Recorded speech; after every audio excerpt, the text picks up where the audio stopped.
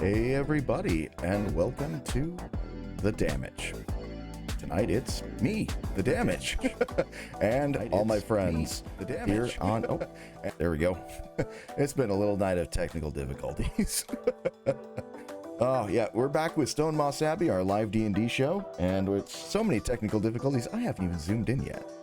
So, let's see here. Whoop, too far. There we go, that's good. And you'll notice tonight, I've got these big old clunky things on my head. That's because last time around we had a couple technical difficulties with audio, so hopefully this will resolve that. I think the music is actually still a little bit too loud. You know what, I'm just gonna kill that. There we go, that can just go away. So man, sorry, it has been a heck of a day. So we are continuing with our live D&D show, Stonemoss Abbey. If you've not been here before, Stonemoss Abbey is a game we're playing using the Humblewood expansion for 5th edition Dungeons & Dragons. The expansion is by Hit Point Press, formerly known as... Oh, doggone it, now I forgot the name. They're known as Hit Point Press now. And it is all with birds and forest critters, things like that. It's a really, really neat expansion. I highly, highly recommend it. It has new races, new lore, new spells, new classes, all kinds of awesome stuff. But we're not playing a formerly known as a deck of many. Thank you very much, Rastavar. Oh man, yeah. Long week, long day. Let's hope the rest of the stream goes a lot better than this intro. It usually does. But yeah, but ours is with a more Redwall flavor because we're playing a custom campaign that was created by our very own DM, Rastavar. And let me get, there we go, this moved out of the way so that I can actually bring the game up because it is, oh, come on, thing. Sorry. Now my computer does not want to put a window on the right screen. So let's try that again. You go over there. You actually go into the game. It's going to get there, folks. Trust me. Hey, Taffer, welcome.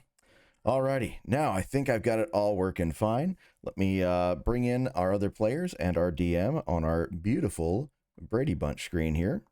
And guys, we are live. I'll kick us off here. I am, again, The Damage. I am playing Captain Nyril Forms. He is a hare who's of the Gerbine race, and he is a fighter by trade, or by class. And we also have Tau Spoons. Take it away. Good evening. Let's try that again. Good evening, everybody. I am Tau Spoons. I will be playing Sage Rakaw, the Divine Soul Sorcerer, Corvum, and spellcasting bird friend. Alrighty, and along with Tau Spoons, we have Nomad. You want to introduce yourself and your character? Hello, I am Nomad. I will be playing Theron, the Way of the Kensei monk, Silver Fox, budget get guy. Alrighty, and we also have Nuime. Hello, I'm Nuime. I play Keela, the pygmy falcon, who is a Mistral raptor. I can talk. Yes, we're all gonna have technical difficulty putting in the brain tonight, apparently. She is a rogue scout and shoosty things.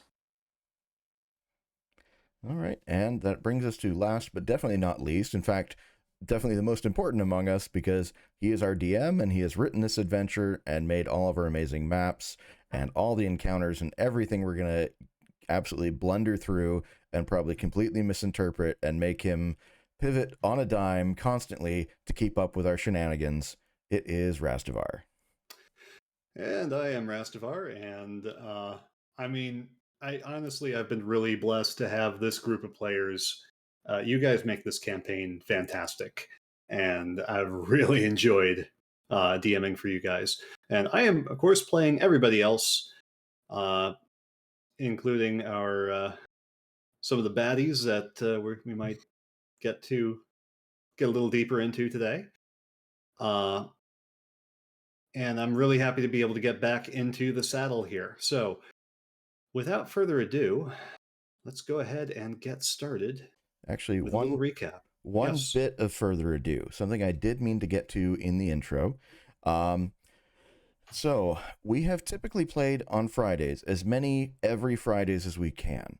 Now, schedules have sometimes been a little bit of an issue, but prepping a weekly game, especially one of this level and where we all have day jobs, or full-time jobs, not just day jobs, we got full-time jobs.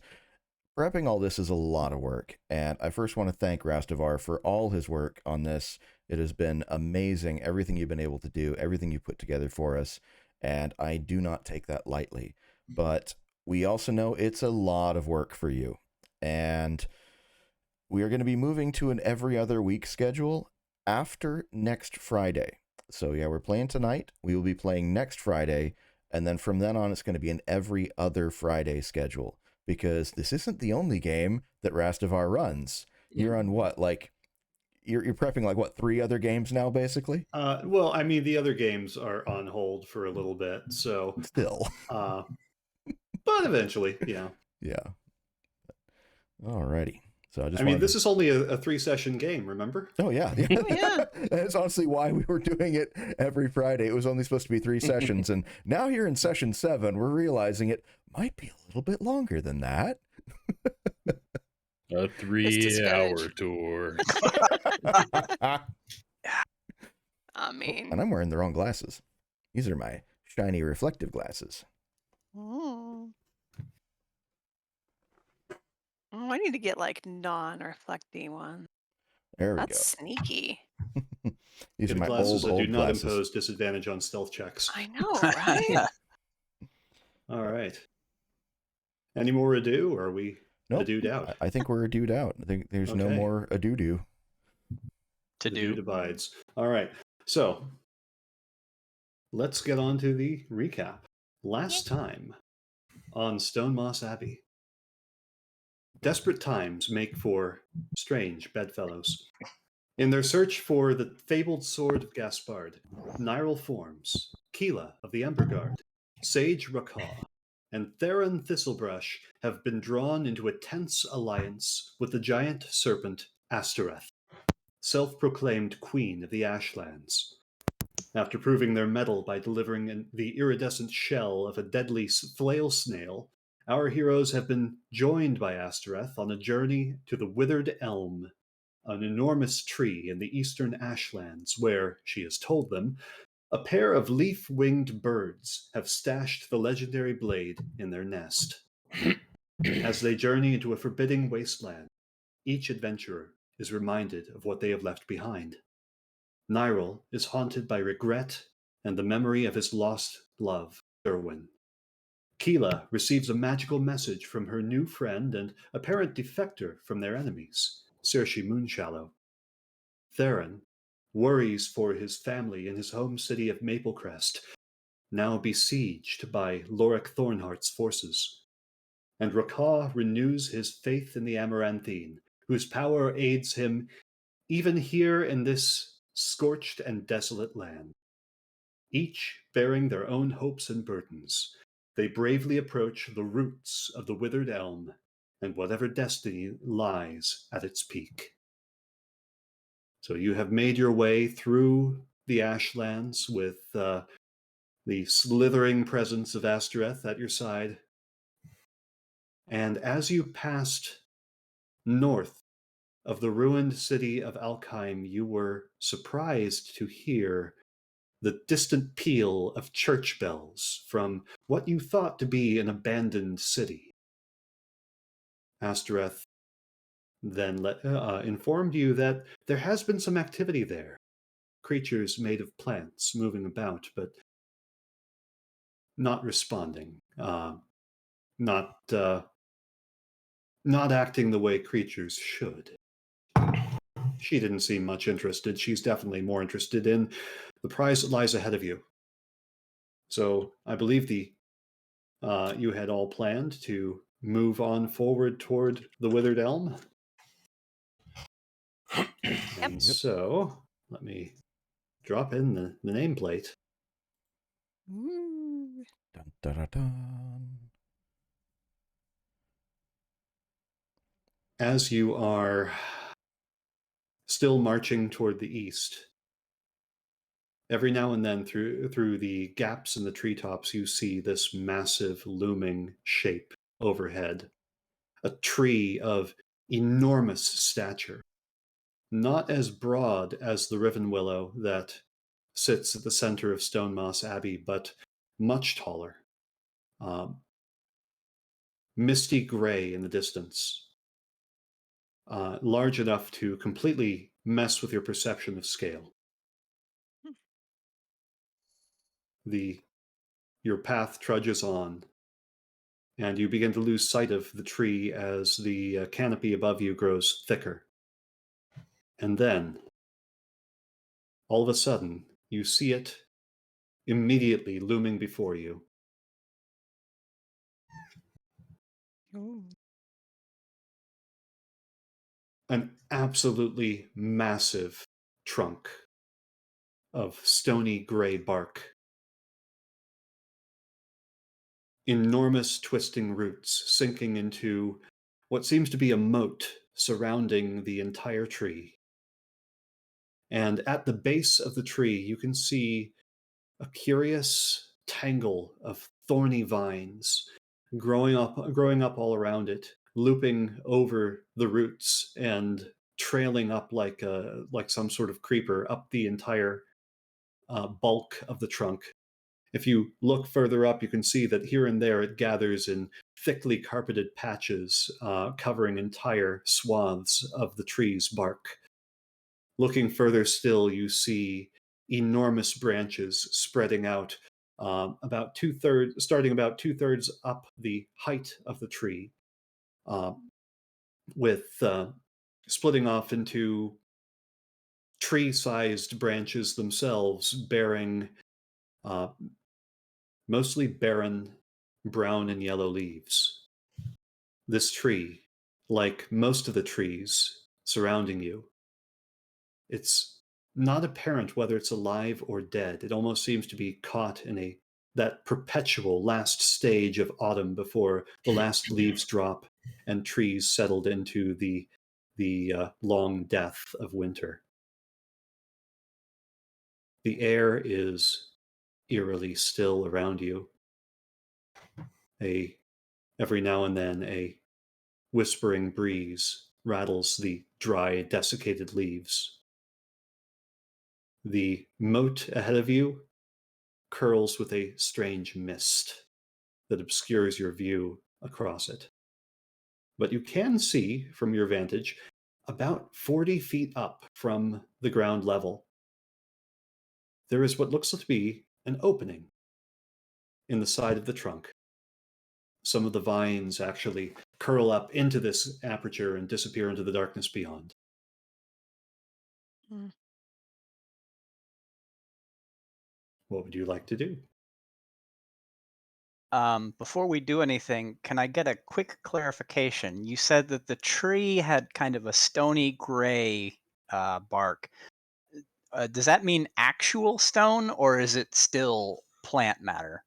It Or is can we tell? still plant. It looks like a tree. Okay. And you certainly would be aware of other trees of this scale. There are several scattered around Humblewood. They're rare and they're universally about thousands and thousands of years old. Several of them have been converted into magnificent treetop cities known as perches. So you have seen trees like this before, and of course the riven willow of Stonemoss Abbey, which once held the fortress of Colonel Rustwing, is a similar tree.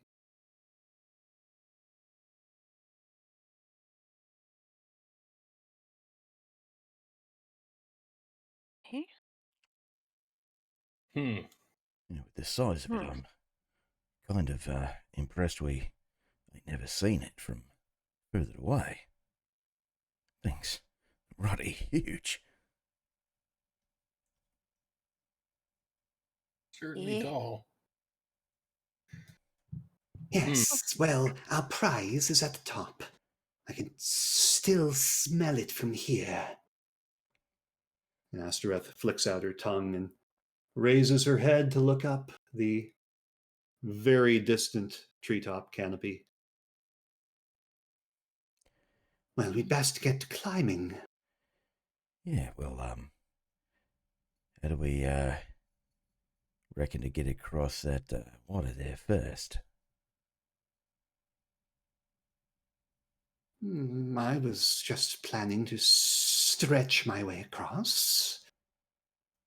Oh, so I'm sure you'll think of something. yeah, if you stretch across, we could walk across your back and get to the other side.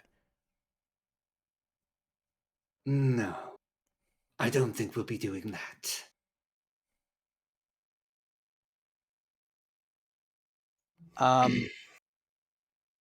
I could just as easily swallow you all and then carry you that way. Yeah, I think we'll avoid that one. On a pass. It'd be more unpleasant for you than it would be for us.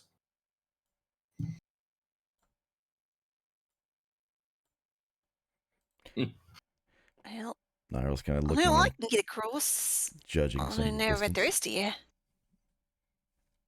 What kind of sense are we getting about this mist rolling over the water here? Roll a perception check. Hmm.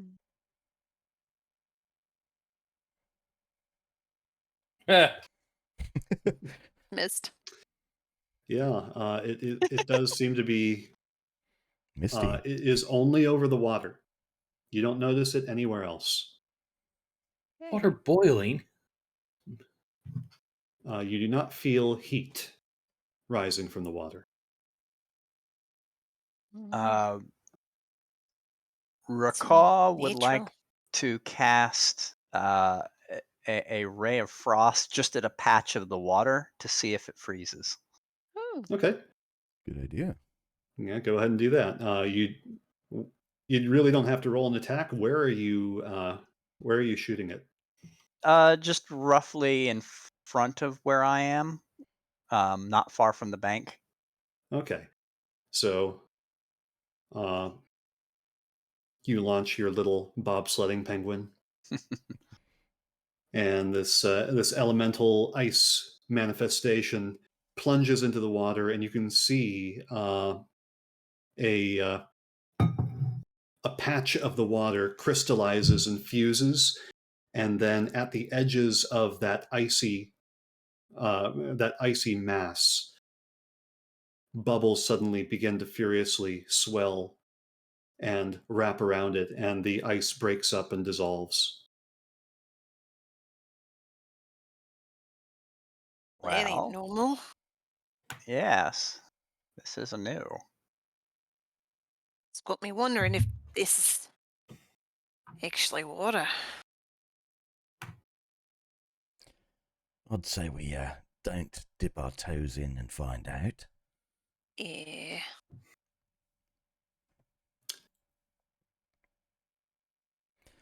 Although, and Niral's gonna head over to one of these trees over here and just break off, snap off a limb, a couple feet long, and carry it on back and just toss it into the water right about here and see what happens to it. Okay. The limb lands in the water, floats. You see the same bubbles gather around it. As you watch, the bark begins to flake and then peel off, and each individual piece of bark begins to dissolve. The desiccated wood underneath begins to bleach, and within a few more moments, you see that even the wood begins to break up and dissolve. Yeah, let's not go swimming in that. No. Definitely not. I will do one more test with the water. Okay. With the cluttered bag of holding, I want to just pull out any old thing and kind of throw it in to see what happens. I'm basically trying to see if this is something akin to acid as opposed to water. Sure. So roll me a d6.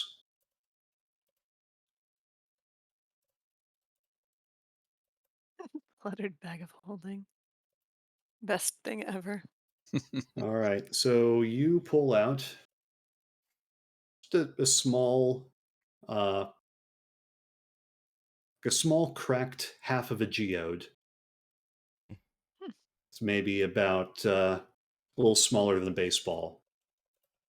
And the crystal is all gnarled and not well polished. So it looks effectively worthless. I will just chuck it in somewhere around there and see if it does anything.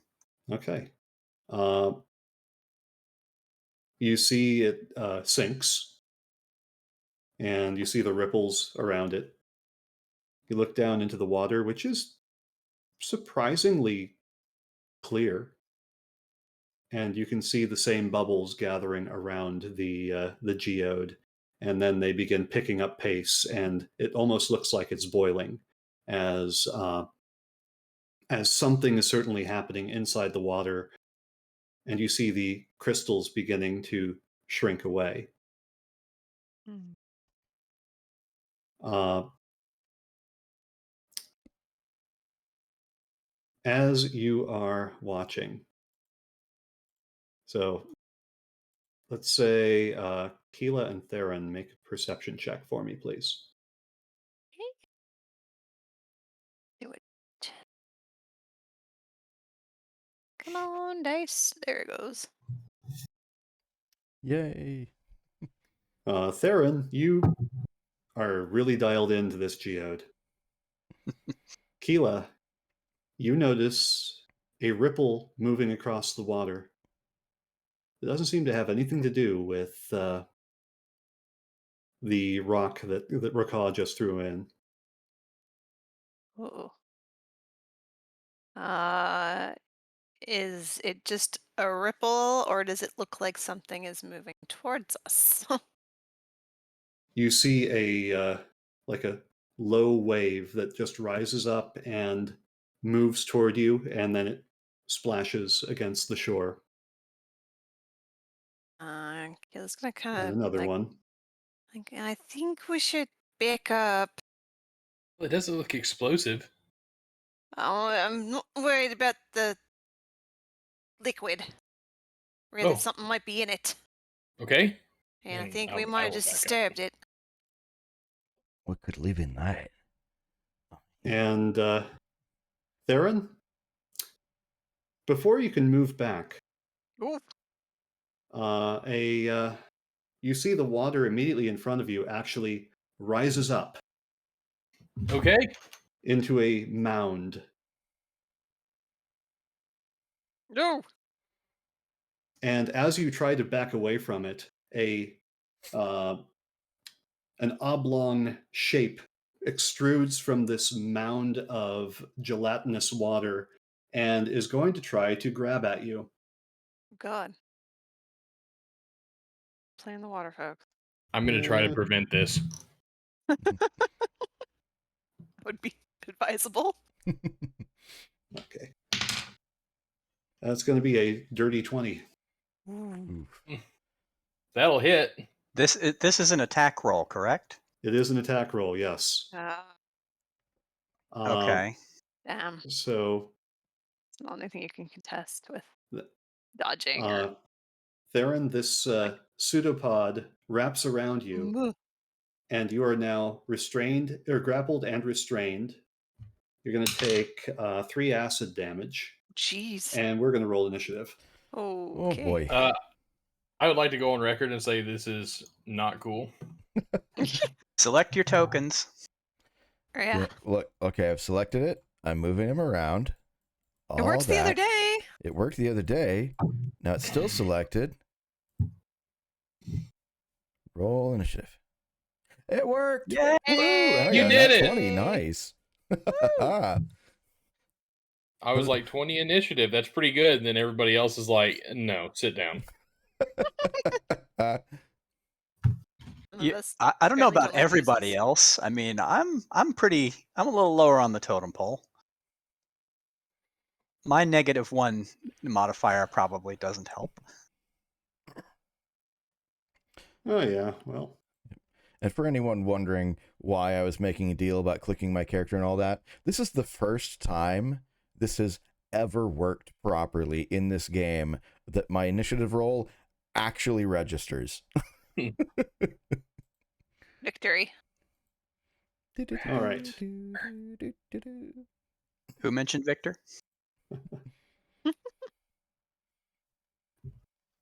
Okay, so that's going to be Keela is up first. I am. Excellent. Well, I don't take too kindly to things that try and glomp onto my friends, so it's gonna get attacked with the crossbow. I'm guessing a 9 will not hit. That's A 9 actually does hit. Whoa! This thing is not hard to hit. And I believe I get a sneak attack because You will get sneak it's attack, right there. yes. So that's I'm gonna definitely be engaged 21 with damage. Nice. Nice. Take it. Oof. That's a clunk.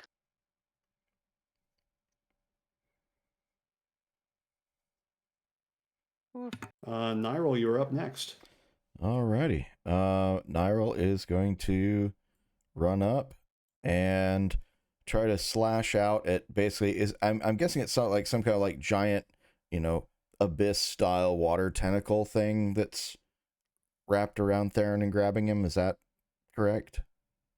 Pretty much, yeah. It's you can see it's the tendrils extending out from the creature. Okay. To Nyril is going to attempt to cut through the tendril, hoping that will somehow free Theron. I mean, he's cutting water, but darn it, he's going to try. Yeah, go for it. So let's see here. Where is my longsword? There it is. And hopefully. Yeah, 25 is going to hit. Okay. You're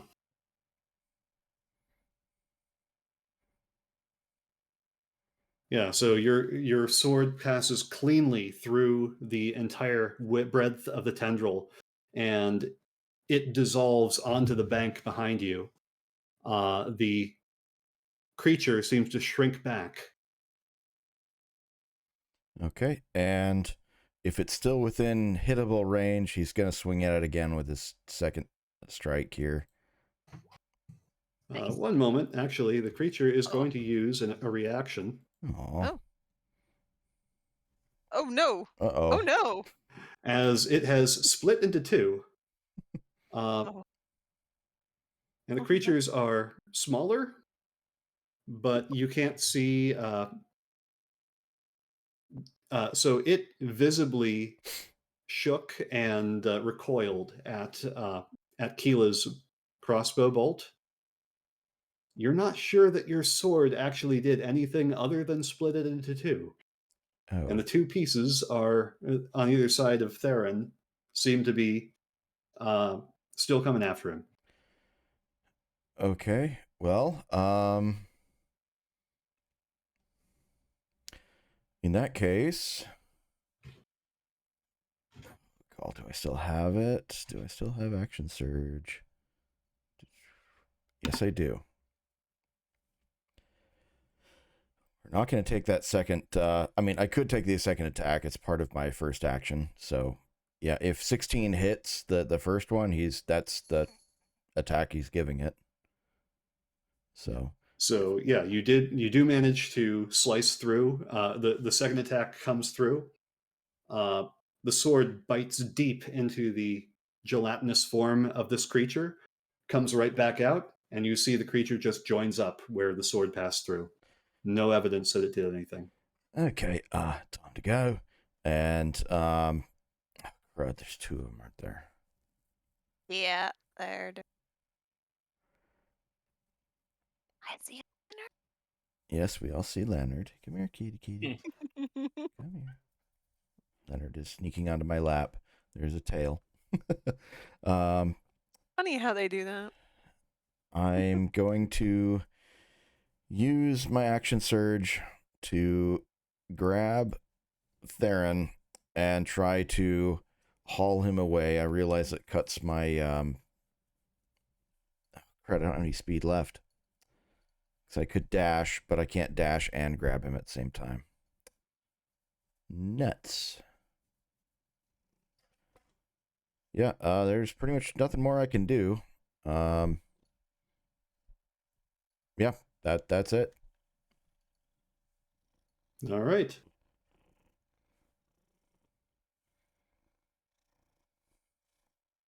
So that'll bring us to Theron. You are no longer restrained, but you are between two jiggling piles of jelly. Am I grappled still? No, the grapple was broken. Okay. Well, we're not in a good spot right now.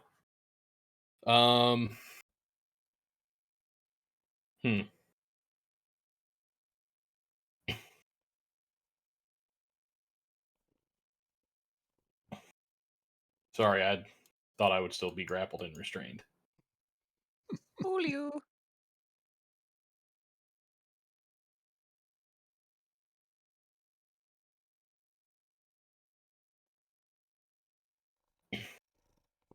Well, when all you have is a sword, everything looks like a slime that you probably shouldn't be slashing apart, but we're going to do it anyway. So I'm going to go ahead and take an attack at the one that's in the water. Okay. And it was one of those things where it reached out and grabbed me immediately, like the sword came out and was going around to try to slice himself free as everything else was happening too. So he's kind of still reacting to everything. Sure. Go ahead and roll your attack. Yeah. That is going to hit.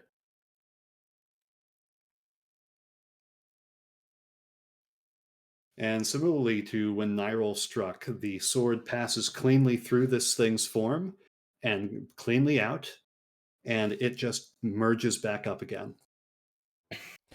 Big bowl of jelly. Wobble. Yeah, I'd say we're not doing much, are we? Well, just as the sword goes through it, feeling that I've got a little bit of room to move now, as the pieces are kind of still splitting a little bit, he's going to try to kick one. Okay. No. Roll your unarmed attack. 19 will hit.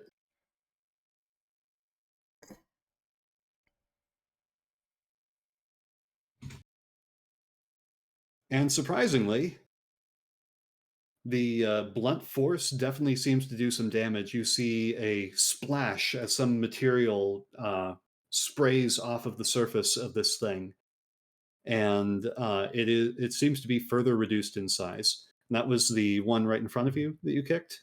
Yeah, the one in the water here. Okay. And he's going to kind of focus for a second, and his eyes are going to kind of go weird, and everything's going to kind of slow down for him for a sec. And I'm going to use Step of the Wind. Okay. And he will disengage and get out from between these things. And so we'll kind of roll out and back and back and back. Okay, those are nasty. Those are very nasty. Do not recommend getting near them. Thanks for leaving me. Welcome. And that will be my turn. All right. It is Astereth's turn. And she looks over the situation. Oh, well, don't let me get in the way. This is a marvelous opportunity to see you work. And she's going to curl up demurely and watch.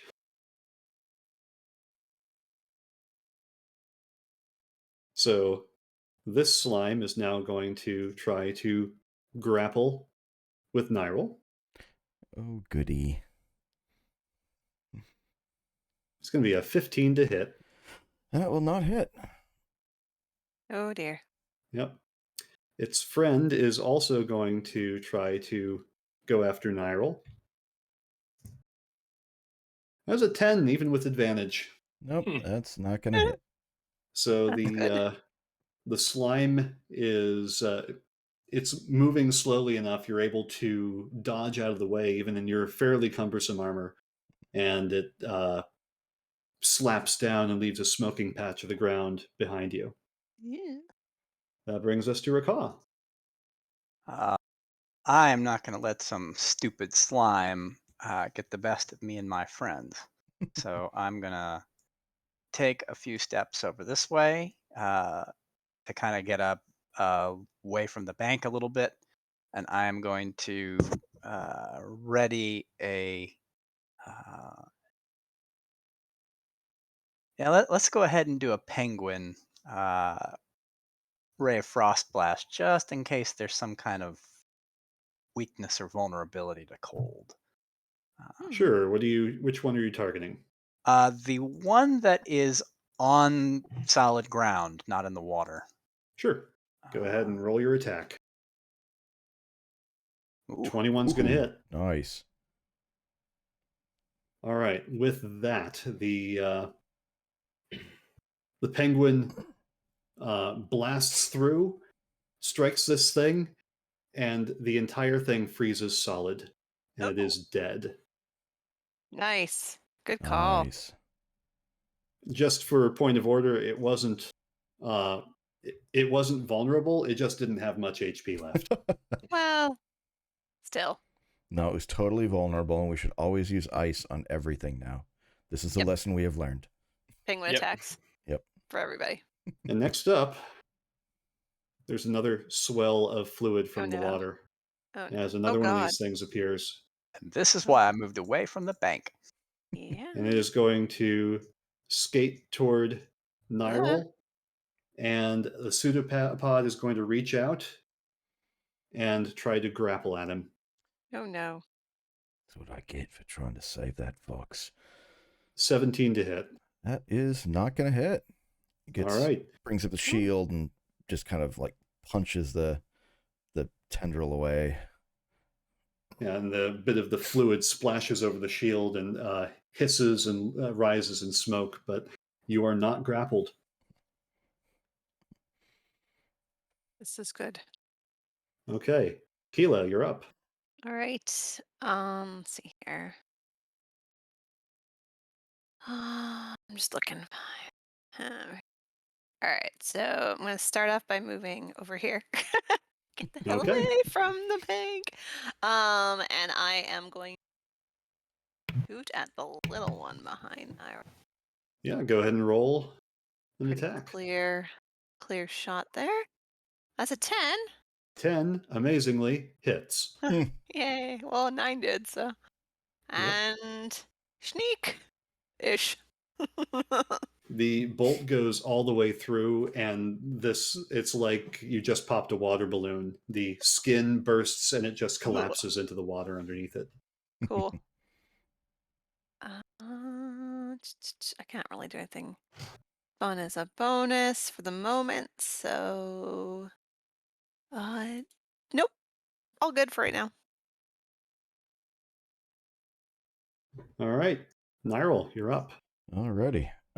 Seeing as the two weird acidic slime things around him are now dead, he is going to move back to here and change as out. you do. Oh no. Yeah, it's good. That pseudopod's coming after you again. Mm-hmm. But that's a 9 to hit. Oh, good. Nope, that does not hit. 9. And he is going to sheathe his cutlass and reach his paw into his pocket and pull it out with one of his brass knuckles on it. So you saw that hitting things works, cutting them not so much. Someone's got that blackjack too. Bump it good.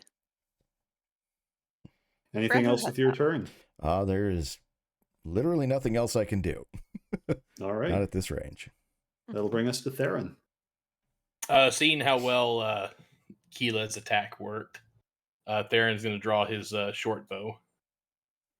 And as he goes to line up his shot, he kind of clears his mind. And I'm going to use bonus action Kensei shot to add an extra D4 to my shots. Nice. Okay. And I'm going to go ahead and fire off 2 shots in rapid succession at the big one here. Go for Or it. the only one now. Nice. That a natural 1. Oof. Natural 1 15. automatically misses. Aw. Even though that is its armor class. 15 will hit. And the extra that Okay. for 10. Yeah. The arrow passes cleanly through all the way through this thing, and some fluid leaks out of the hole before it patches up. And Astereth is going to say, "No, you're doing great. Please continue." Snake. Recall. Snake. I don't know about you, but I feel so inspired by that compliment. I will. This one has taken damage. I think I will toll the dead on it. Okay. So send out my little cloud of blinky crows. All right. So it needs to Aye. roll, what's a wisdom save? Whiz save 16. This thing is very wise. That was a 0. Oof. Okay. Roll your Wait, damage.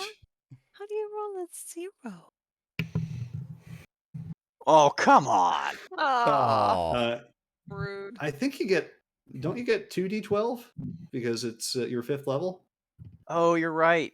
I do. I rolled the wrong thing in the spell description. Well, I Okay. will just roll another d12. All right, Well, yeah, 14. That's not bad. There we There are. you go. there we go. There we go. It's much better.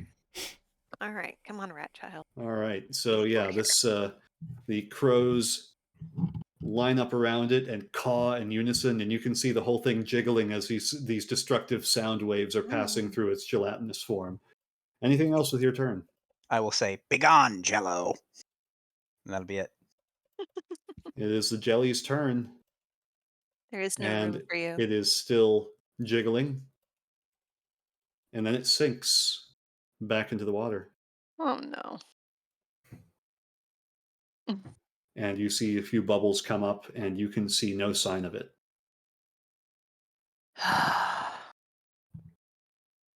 Don't like that. Nah, don't like that much neither. Who knows how many of them there are in there? It could be all of whatever that liquid is. I ain't thought of it that way. Best not to disturb the water anymore. Okay, I have an idea. How high off the water, or how much higher are these things than us? I'm guessing they kind of rise up and start going upward. Yeah, so the roots actually sink down into the water, Mhm. and you can actually see they appear where they meet the water's edge. The roots themselves appear to be bleached and cracked. So the entire roots are probably they rise from the water's surface pretty steadily up toward where they meet the tree. So there's at least a section of it where it's domed, maybe only a foot or 2 above the surface of the water, and then it sort of snakes upward from there. So would you say like right here is probably about level with us, and then it just Yes. kind of gradually goes up? Mm-hmm. Okay, here's my plan. I'll take an arrow and I'll tie a rope to the back of it, and I'll fire it across into the root there. Then we'll pull it nice and taut, and we'll let Nairo go across it. And we'll see what happens. Wait, what? Why am I going across it first? Well, you've got all that armor on, so if it can hold you, it can hold the rest of us. Yeah, but I can jump that, mate. Maybe can I? I can. He's gonna not go right to the edge, but kind of look at the water there to, make sure nothing else come up. Because we can make that. I think you're the only one who needs to walk across there. Is that a challenge? I mean, it's unless you can jump as far as I can, it's not a challenge so much as it is that Keela and Ricard, I think you can leap and kind of do your glidey thing, and I can jump, but I think it's pretty much just you, mate. What is that? About 20 feet? Yeah, there's a 20-foot gap right there. Okay, hold on. Let me do something real quick. Though I could jump across with the rope and secure it for you, which will probably hold better than just a bow shot and an arrow. Clear path, please. Oh, yeah, fine.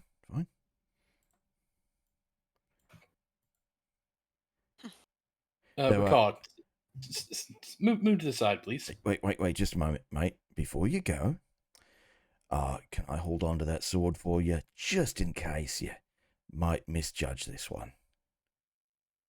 And he doesn't even hear him.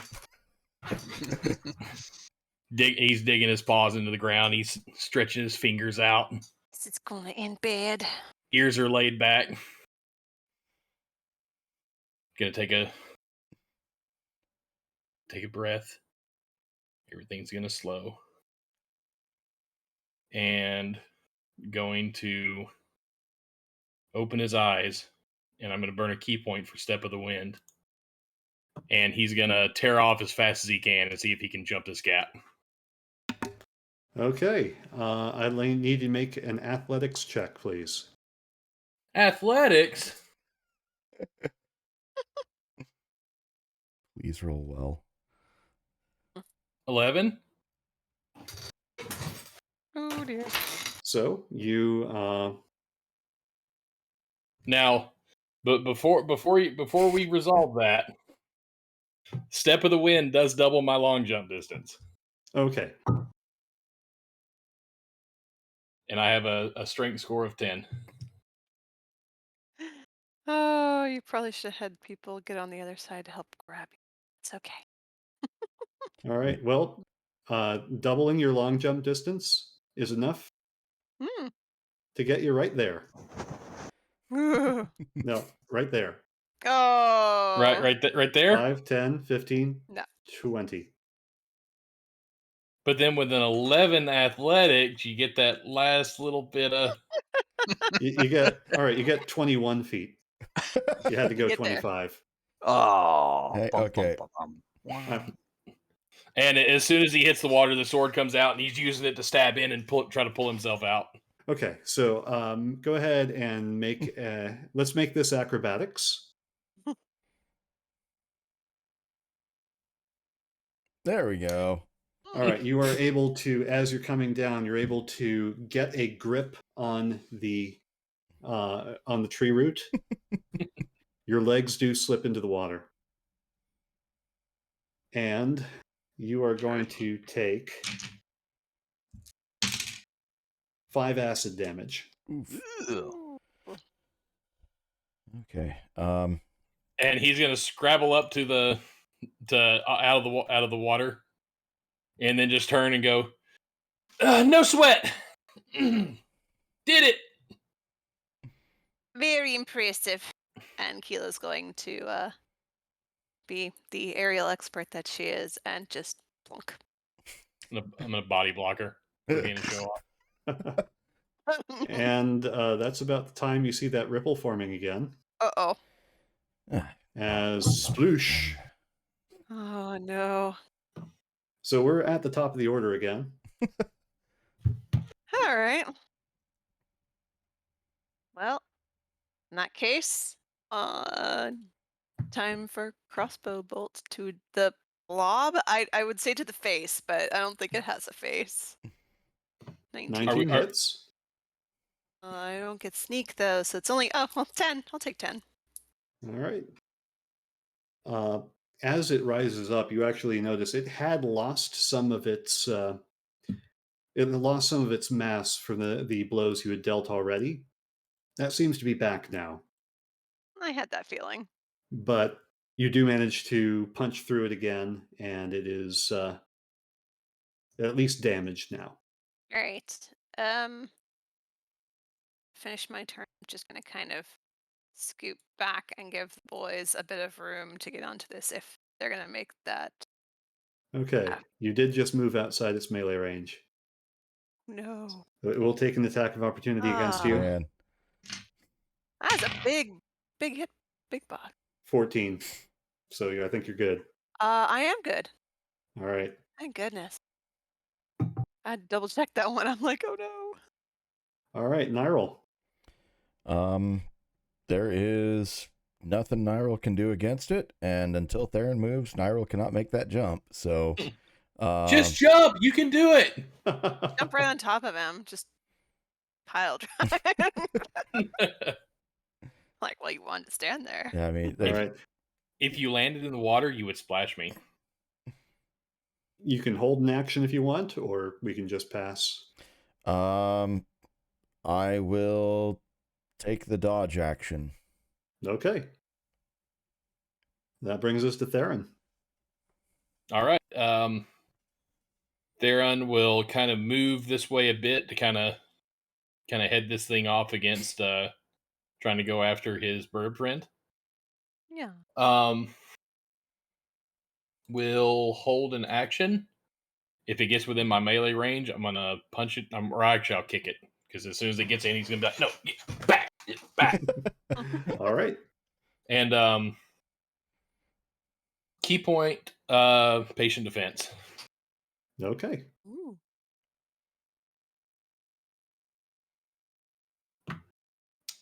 Astereth is just going to look over and then languorously stretch her way across. Wow. Is making a nice bridge across, and then pulls herself back onto the roof. Oh, You're still watching. Rakaa.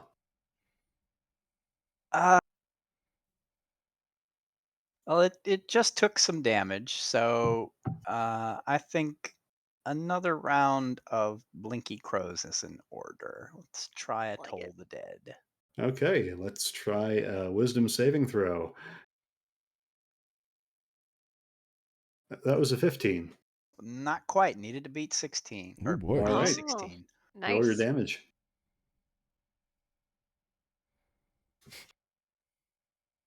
I'm like, fingers crossed. It's good. Oh, come on. Oh, Every little bit helps. Yeah. It is, yeah, once again, the sound wave jiggling through it, and you see some bits of it slough off. And that's going to bring it to its turn. And it is going to. Oh, sorry. Before the end of my turn, I will just Yes. take another few steps towards the bank this way. Alrighty. And with that, it is going to try to swim towards Keela, and in doing so, it is going to pass into Theron's melee range. I will take my my held attack Okay. if I can find it on my character sheet. Hmm. 15 hits. for 8 bludgeoning damages. Yep. It takes all of those bludgeoning damages. It's going to continue on toward Keela. Bye. And it's going to try to, rather than grapple you, it's just going to try to slam this pseudopod down on top of you. That is an 8 to hit. That is not gonna. My dice curse continues. And let's see here. Boo, boo, boo. Yes, I can move. I can get the heck out of here. So it's within 5 feet technically, right? It is. That globdigluk there, and so Killa's gonna keep retreating back up. All right. That will draw another attack of opportunity. No, it doesn't, because I'm using my skirmisher. Ah, true. That's right. Hmm. So it ended its turn there. Yes. Doesn't get to. Nice. Ah, now it's my So turn, now actually. it's your turn. Now I Cool. get to shoot at it. And she gets a reaction back. Slick. Mhm. Nice. True. Do 20. Yeah, that'll hit. 7. Hmm. It is definitely starting to lose cohesion, Good. but it's not quite all gone. Anything else for your turn? Use a bit more movement and just do do do do do. Yeah, I'd say about that point is where the trunk is starting to Starts get going really up. steep. Yeah, Yeah, that's why I didn't want to get move too far at all. So yep, sure. that'll end my turn. All right, and Nyril. Okay. Nyril is now going to remember something, and he's kind of come up here next to Rakaw and say, Rakaw, just give me something from the bag. Anything. Quick. Can I do that? Did you have anything? Did you have anything from the bag that was, or that you were already like on your person? I know Keela had the busted frying pan. Oh, I have the frying pan. Oh, Yeah. okay. Um, Sorry. I think the first thing you brought out was a bust. That's right. I mean, I guess. I don't think anybody took possession of the bust, maybe, unless I gave it to Theron. I don't know. I don't remember.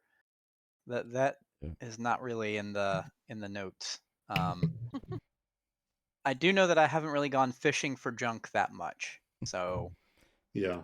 Yeah. All right. So let's see. It would have to be. Yeah, if he has to go get it for you, that would have to be part of his turn. Ah. It'll be an object interaction. Okay. You could, if the bag is out, I mean, you could use your action to draw something out. No, I need too many things all at once. I was hoping that I could just get something snagged. I'm pretty sure you still have the bust, but I don't know where it is. So okay, in that case, he's instead of going to that square, he's going to come to this one and do his. He's using the dash action, so he can make it to here and long jump across, as All right. well as make it to here. Now I'm going to use action surge, Okay. and we are going to punch this thing with my brass knuckles. Nice. 16. 16 will hit. Okay, and then for the second attack, 10. 10 also hits. All right. And how do you want to do this? The first hit, he probably just hits it and it's like jiggling a bit. And when it's, started coming around, it's just a full on haymaker, right cross coming in, just bow, and it splatters everywhere, as he hits it. It's a massive, massive punch. Nice. Yeah, And this, then just kind of flicks anything off before any of the acid can singe his fur. fine mist sprays over you, and you can feel the slight bite as it settles over top of you, but you manage to get it off before it does any damage. And we are out of initiative. Are you wearing metal on your hands? Not all the time. But comes in handy. I got a second one if you want one. Why would I want that? You see, you can hit something harder without hurting your fist. Don't hurt my fist, mate. Okay, just so you can hit something harder. How's that? I mean, I could try hitting you if you really want to feel it. He's got a shield and fist up. He's not being serious, just kind of playful. You can try. Yeah, I could, but I don't want you going back in that water there. So, yeah. I've still got my patient defense up. Go for it. If you boys are done showing off, can we try and get on with what we're going to get done? No, this is entertaining. I like it. You can beat each other senseless when we get done with this whole thing.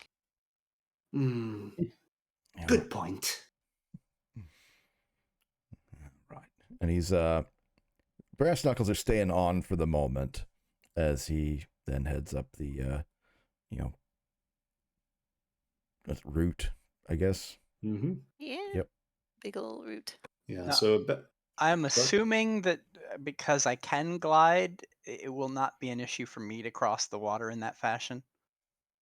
yeah, you're able to get just enough height so that you'll settle down on the route when you land on the other side. So yeah, you're able to get across. All right. When I get across, I'm going to look down at Theron's feet and say, "Are those socks? Oh." And I clean up his feet with prestidigitation. Oh, thank you. His fur looks just a little thinner down there. I think I kicked one of them a little too hard. All right. So about where Keela is, the slope increases steeply. And like I said, it's about 40 feet up to that ledge. Okay.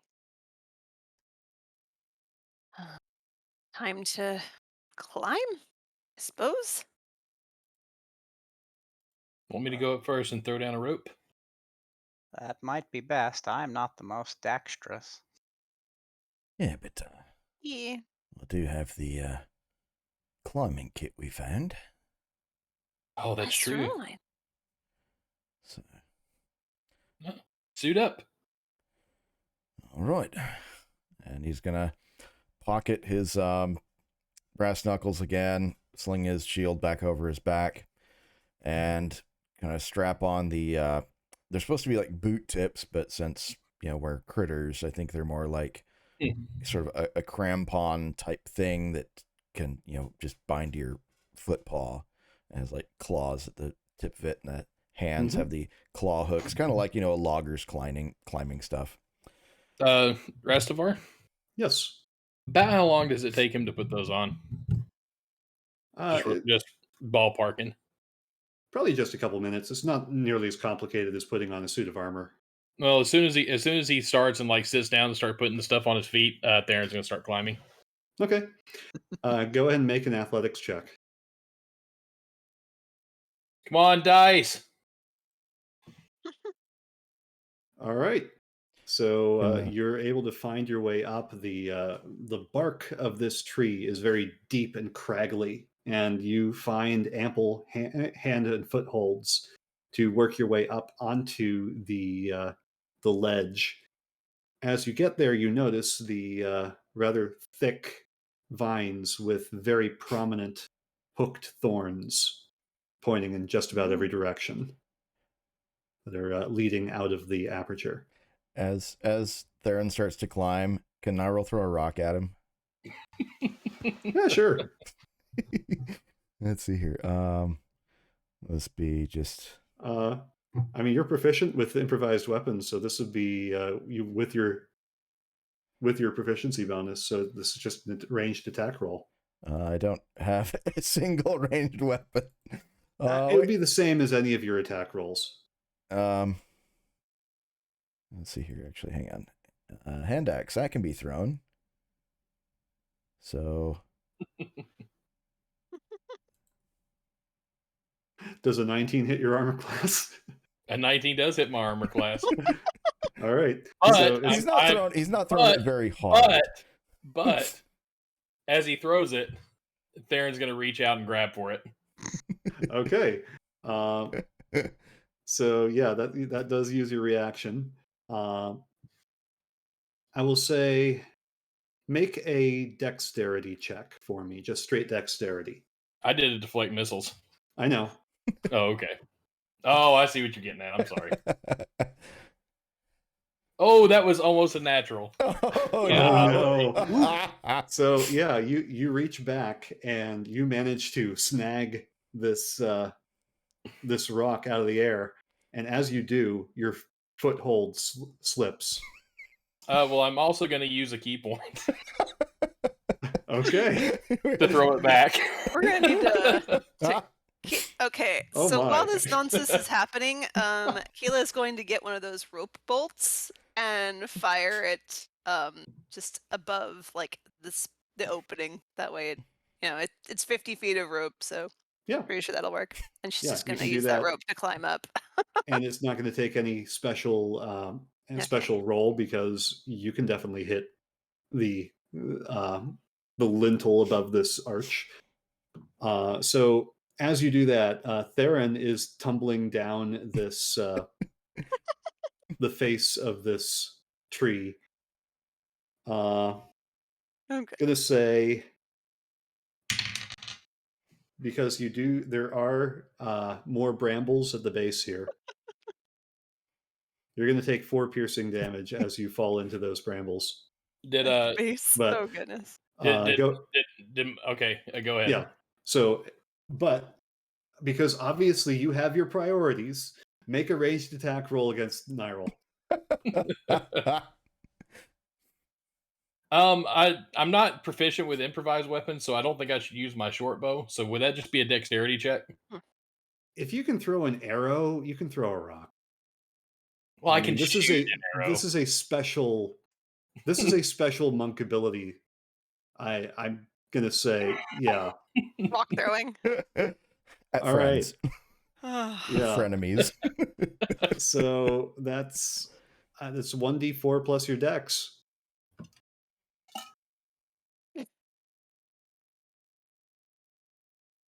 That's 7. 3 plus Okay. 4. Yeah, so this rock comes back at you, Nyril, and it manages to ping you right in the forehead.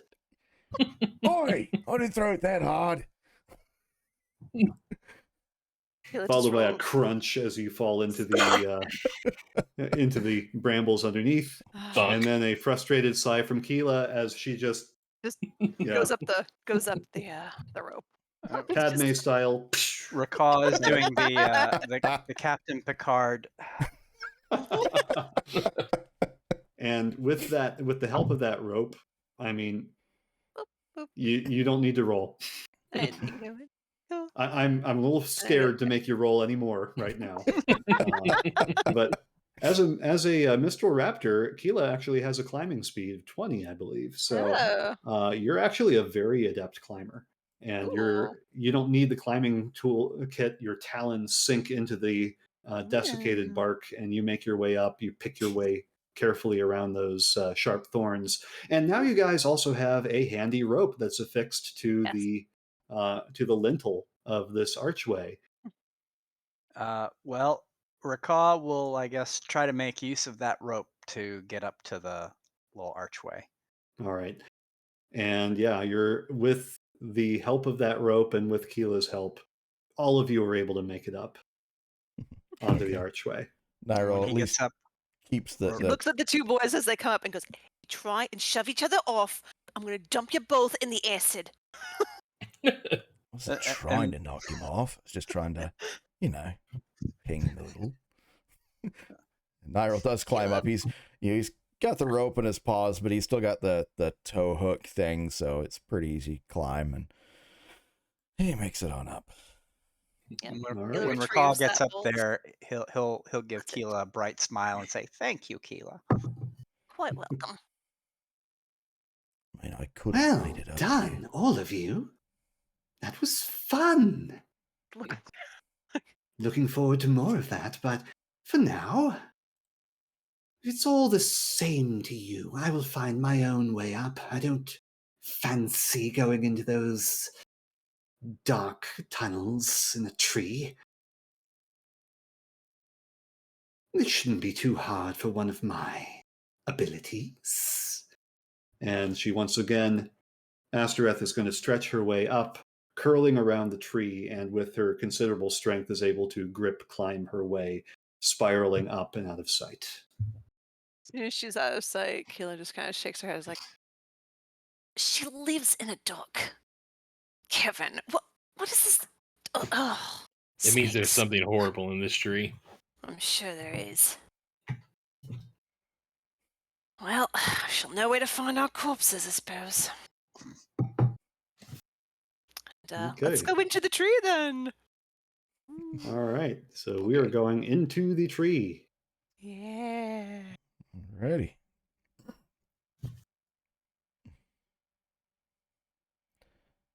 Ooh.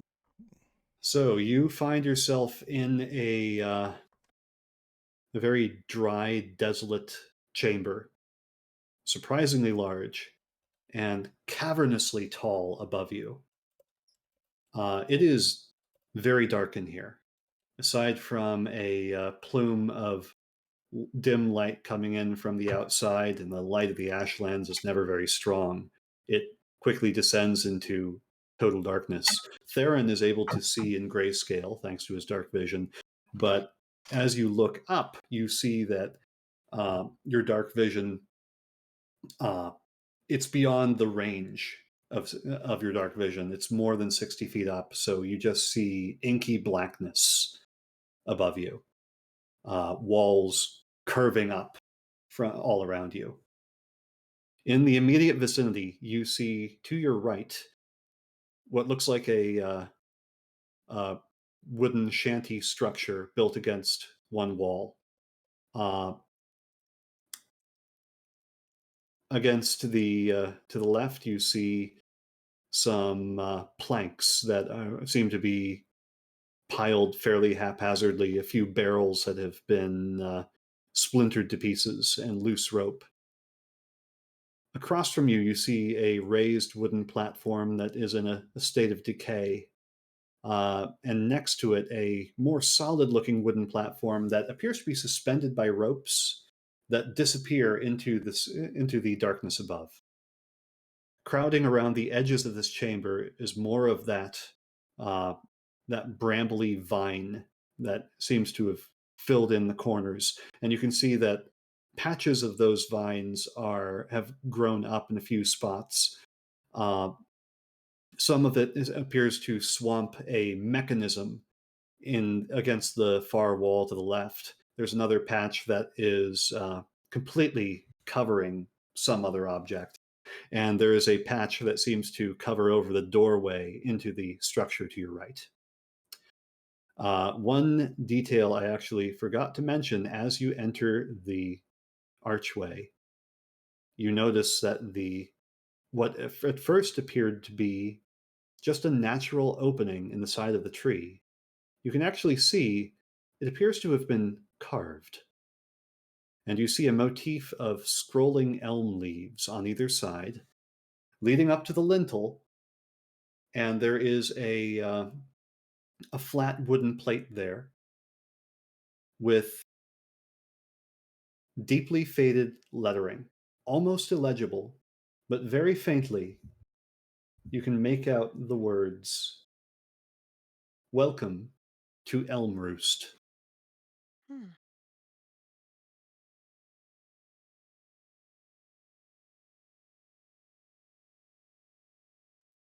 Yeah.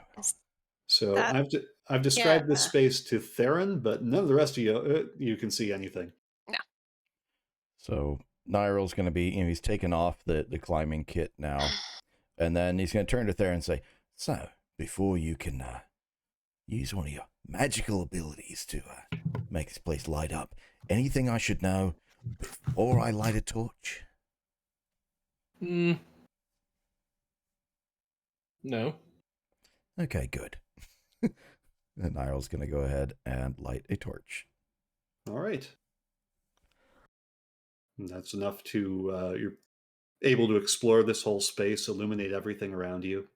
But the light of the torch, similarly, is not enough to go beyond that 60 feet barrier above you. Question about Elm Roost. Is that any sort of, like, does Keel have any sort of recognition that, or like old stories or anything like that? Go ahead and roll a history check. Oh, I'm good at those. Unfortunately, this is not something you've heard of. Okay. Is this something that Nyral might have heard of during his time at Stonemoss, drinking with some of the more drinky talky folks? I'll go ahead and let Nyril and Theron roll history checks also. Okay. Recall would have no context. Yeah, Recall. Yeah. Neither of you have heard of this place. Mm. I ain't never heard of it. Again, I suppose, Yeah, this, suppose we'd have heard of a giant tree over here. I ain't never heard of it before. yeah, the Elm Roost is not ringing any bells at all. Nah. You think there's at least be some sort of myth, a story about this place, but there's nothing. Perhaps Alkheim told the tales while it was still standing, and with its loss, those tales have also been lost. It's definitely possible. A name like Elm Roost, I'd say this was a, kind of the ground floor of a birdfolk city. Kind of like some of those we got back in Humblewood. Agreed. I definitely recognize the familiar stature of one of the giant trees, which I presume is an elm. It is. You would definitely be able to identify it on the way in. Ironically, it was like a pine tree. Just kidding. Astereth did identify this as the withered elm. Kind of taking a dagger from like where it's strapped to her side, Keela's going to kind of like nudge at these brambles that are covering this door. See how kind of thickly intertwined they are, if they can be easily removed enough to open the door. It is pretty thick. Okay. You are able to move the stems with your dagger, but it'll take a concerted effort To at get least. that door open. Okay. Yeah. Keela, you want to hold this torch here? He's gonna pass off his torch and take out one of his hand axes. And he's definitely got the right tool for the job there. I'll try to come prepared. And he's going to attempt to hack at the kind of brambles near the edge of the frame, just to get kind of a line cut so we can basically remove a section of it. Because hacking in the middle, then you still got to remove the edges. Pro gardening tips from the damage. I totally wasn't trimming bushes the other day, no. You begin to hack away at these vines, and you find that the blade is able to chop through. You are making some progress, but then the entire mass of vines begins to shake, the leaves rattle, and you hear a creaking noise as the vines nearby spontaneously grow to fill in the gap you've just opened. Well, that's not bloody good. I certainly don't want us in there. That's too bad for them, ain't it? Well, perhaps, but these are brambles. Do they have conscious thought? Has the bramble somehow evolved it? Is this that bramble? I have too many questions. What if it's like what we saw growing in Maple Crest? Stuff they said was growing up overnight. Could be connected to Lorik. However, or it could just be that I don't know if there was perhaps some sort of proto-bramble that infected Lorik and somehow changed him, but remains separate from him. The journal that we took, it spoke of strange brambles that could grow and sort of influence other beings, and I can't help but think there is some vestige of it here in Alkheim. Sarfang, this is not opportune, Fur Son. seeing you getting attacked by Cattail. I admire your ability to concentrate through that just brutal cattail assault. I have lost concentration on all my spells. Anyway, I think after he finishes thinking out loud, Raka will go up to the bramble patch by the door and attempt to see what a penguin can do to it. Okay. So Viral you moves out of the way. cast the spell. The ice penguin rockets through, and you hear a high-pitched shriek, almost like the sound of steel on dry ice, Ugh. as a substantial section of these brambles freeze solid and are completely wrapped up in white frost. They shudder and they look, but the frozen sections don't move the way the rest of the brambles are moving. Well done. Nyrel's going to come back and hit the frozen section with his hatchet, see what happens. Or his hand axe. Shatters. Oh. And there is now a gap, and you have managed to open up the doorway. That beats my next suggestion, which would just be cutting through one of the walls. Yeah. Be careful not to get tripped in there by these things. Okay. Oh, the walls are gone, Yeah. but the black remains. Yeah, there we go. There we go. Every now and then it gets confused. It doesn't actually select the reveal tool, but all right. So you open up and you find a wooden floor. You see that some of the two corners of this space are also infested with brambles. To your right, the brambles have partially engulfed a large wooden desk. There is a cot in the top left corner, or in the corner to your left. That it appears that any cushions or bedclothes it may once have had have completely rotted away, leaving only a rusting frame. Interesting. Now, is this gap big enough to get through? Oh, yes. Okay. And you can see this, it looks like it was a doorway, but the door has rotted away. You see a few vestiges of rusting hinges. Bits of the bramble still clinging, but at least that part of it appears dead. Interesting. So, yeah. It might be worth it. Freezing and breaking apart some of these things. You never know what's underneath them. I like this idea. We also don't know what that will do to the bramble. You all heard the shriek, right? Yeah. Yeah. Then we killed it. As much as this seems to occupy, I think we have not done anything other than maybe cut its skin in an unpleasant way. I mean, is there a pleasant way to cut skin?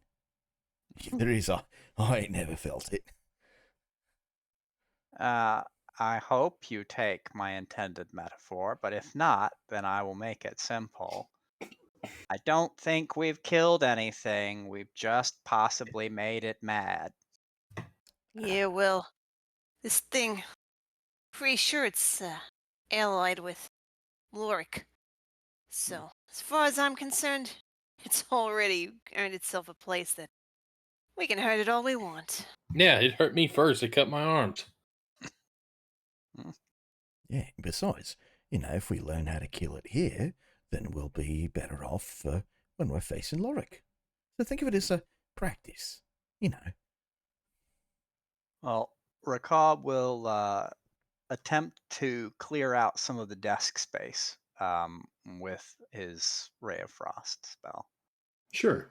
As you and you can do this at your leisure, just carefully sectioning off these vines with the frost, and then with some physical work with the hand axe or Keela's dagger, other tools, you're able to chip away at this mass and eventually reveal the desk underneath. It definitely looks like it's partially rotted. It is very old. There is nothing that you can see on the surface, but there is a drawer. I was going to say, Nyryl's going to come around the other side to look for a drawer or something like that. So you will open the drawer. It is definitely stuck at first, but with a jiggle, you manage to pull it open. Something splinters in the back as you do. Inside, you see a mess of papers. Again, mostly rotted away, mostly illegible. Every now and then, you find an isolated word: project, shapers, delay, home, Alkheim.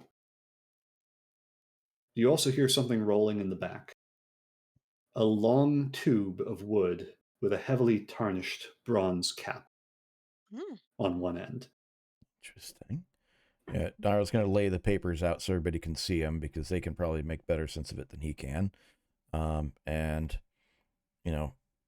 pulling the drawer open as far as he can, so he can get his paw in there and hopefully not get bit by a centipede that's hiding in there. And pull out the tube. Yeah. All right. You have this tube. It's probably about 3.5 feet long. And they fit that in a drawer. Mighty It's a big drawer. And it's got a metal cap at the end. Is the other end presumably sealed and also wood? Yes. Okay. You're going to look at it both ends and then see if you can take the cap off, whether it pulls straight or if it unscrews or if it has some kind of catch. Yeah, it is definitely deformed. It doesn't move easily, but after a little work, you're able to loosen the pickle jar. It does pop off. And inside are a couple large scrolls of parchment. Okay.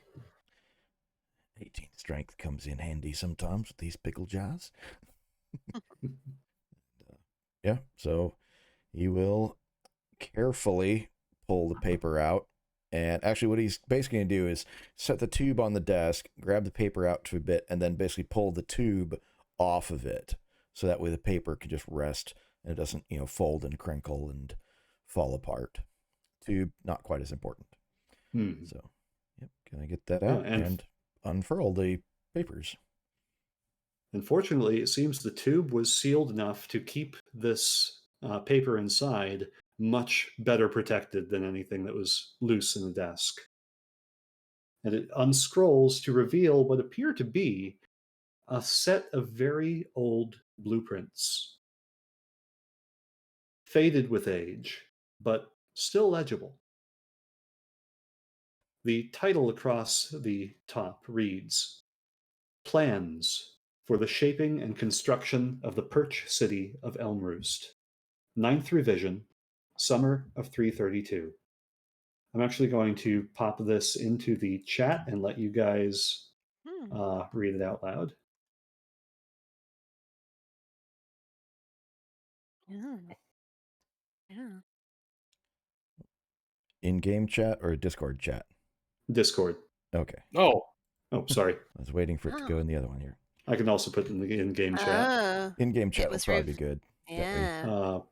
Except no. Well, it's on the other computer. Okay. Now I can put it in the in-game chat. Here we go. That'll work. I'll read it. So the plans were reviewed and approved by Bran Clovencrown, Governor of Alkheim, Colonel Amicus Rustwing, Commander of the Perch Guard, Idara Thornheart, Druidess of Kerith, and our best buddy in the whole world, Trills on Feather, First Wizard of Embershire. Great. And demolitionist extraordinaire. So hearing this, Theron's going to back out of the room. It's probably fair. Rakaw, on the other hand, is going to go towards the plans and look them over and try to see if he can make sense of like what they were intended to be. I mean, clearly it's intended to be like a city, but sort of get a sense of what, how it was supposed to be laid out, what the intent was, that sort of thing? Oh, yes. So there are actually two sheets here. The top sheet depicts a vision of a fully realized treetop city. Domed buildings perched on every branch or suspended from thick cables, rope bridges and platforms crisscrossing like spider webs, pulley-driven lifts and trolleys designed to carry residents from the ground high into the treetops, and a columned temple to the Amaranthine sitting at its peak. The second sheet clearly shows a work in progress. It's heavily annotated. Divides the tree into 4 levels. The first is marked Loading Dock and Foreman's Office. And you can see some schematics for some pulley-driven lifts. The second is marked Construction Crew Quarters and Camp. And you see that has been crossed out, and something in a different hand has been written Contingency Lab.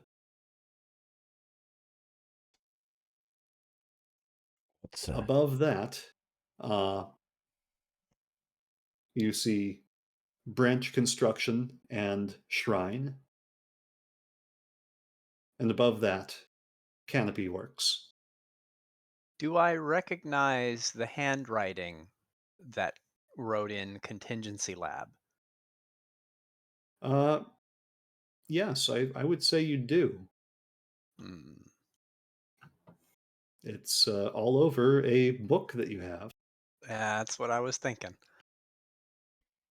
What's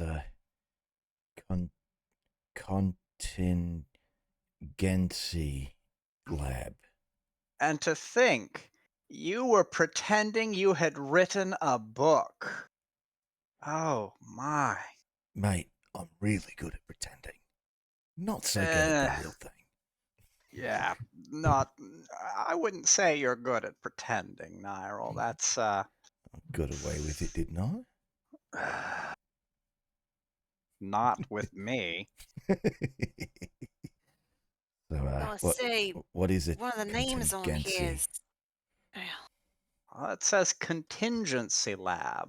I think it's some sort of backup, laboratory. And then the handwriting is none other than our favorite wizard, Trill Dawnfeather. I wonder if perhaps something happened in Alkheim and she had to set something up inside this tree. And there's another name on here that's got me a little... Well, I mean, there ain't many Thornhearts around. Let me just put it that way. This one says she was a druidess. Probably relation to our elky friend. Yeah, and another name on here. What are they doing here? Yeah. Rustwing that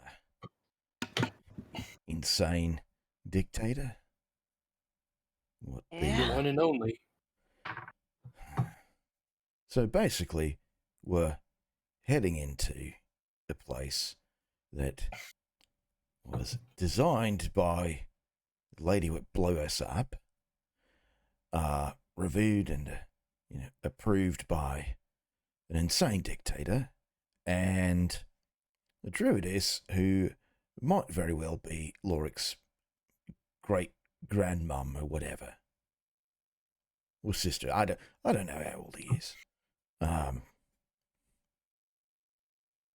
Like that. So I have a question. Magic swords ain't very likely to burn, is they? No. No. And I don't think a fire could reach quite across the ember flow. So, why don't we just light this place up, burn it down, take Astereth out with it, and just wait for everything to crash and sift through the ashes? I think we got that kind of time it would take for this whole place to burn. It would take days. I'm not sure this old tree would burn. It's And petrified. for that matter, there's no guaranteeing that even if it did burn, that the sword would come down with it. The birds that took it in the first place may wear it very well just pick it back up and deliver it to Lorik directly. True. I mean, I've got a real awful feeling about this place, but kind of curious too. I mean, no one knew about any of this. I think the path upward may be challenging and dangerous, but it will be illuminating. We may need that knowledge before all is said and done. It's true. I mean, True. we found these scrolls. Yeah. Maybe we'll find more about what they did here. Maybe it's linked to this Brian nonsense. Maybe there's more under that patch of brambles there in the corner. Well, Well, let's give it a before go. before I go clearing anything else out, DM, if I study the plans, can I kind of make out how they were intended to progress up the tree from the inside? You can definitely see, looks like a trail of scaffolding and platforms winding both inside the tree and out. Now, if you look around, you notice that some of the scaffolding marked on the blueprints is not there, and there is debris scattered around the floor. But some of it does seem to be intact. Another thing you would also know is that these great tree cities are not hollowed out. They're not. They're not destructively created. The trees are ancient forms of life and are revered in Humblewood. And to establish a perch city is to make a contract with the tree with the help of a specialized druid known as a shaper, who then negotiates with the tree to create a form where the tree can still thrive, but other creatures can live comfortably in its branches.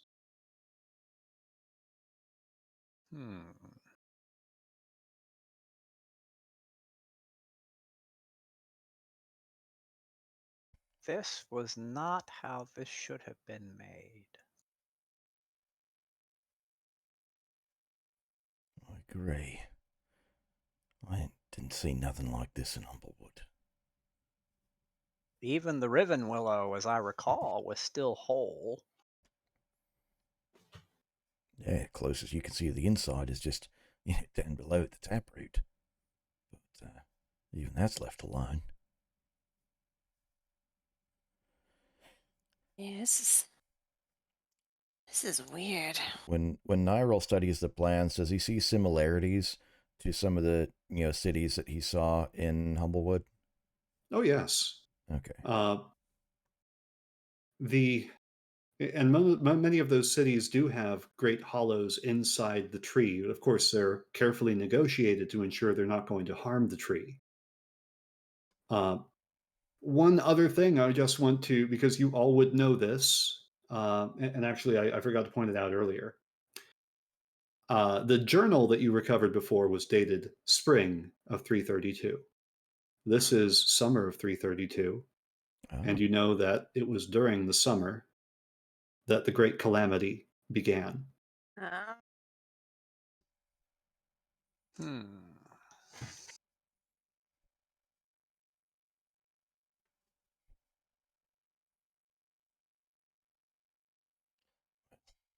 least we know why they didn't finish it. Yeah. Though I find it interesting that, with this connection to Rustwing and Dawnfeather, the folks at Stonemoss didn't talk about this. Something this scale, you'd think this would be part of their lore. They love their lore, let me tell you. You know, Theron. Nyril, Yeah. in your travels, recall, either you ever heard of Kareth? And this is something actually that you all would know also. Kareth is one of the Amaranthine. Okay. Yes. He is the one associated with servants, depicted as a stag with plants growing from his antlers. Imagine that. And wouldn't you Interesting. know it, I forgot to open up my notes about the Amaranthine, but the servants are traditionally very closely connected with nature.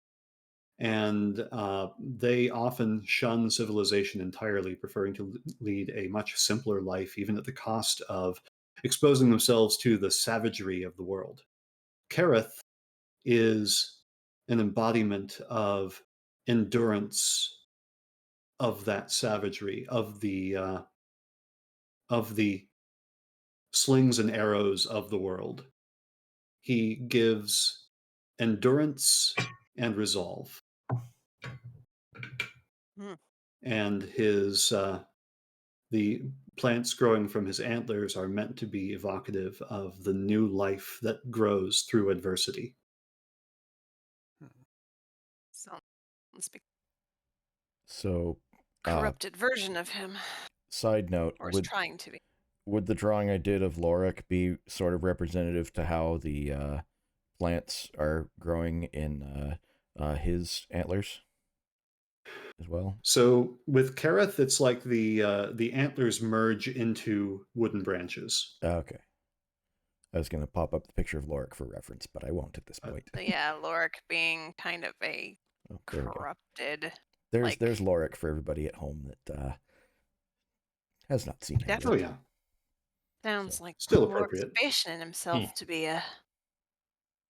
The bit about the shapers and the contracts with the trees. Did you say that was common knowledge or that was Rakah knowledge? Rakah would definitely know that.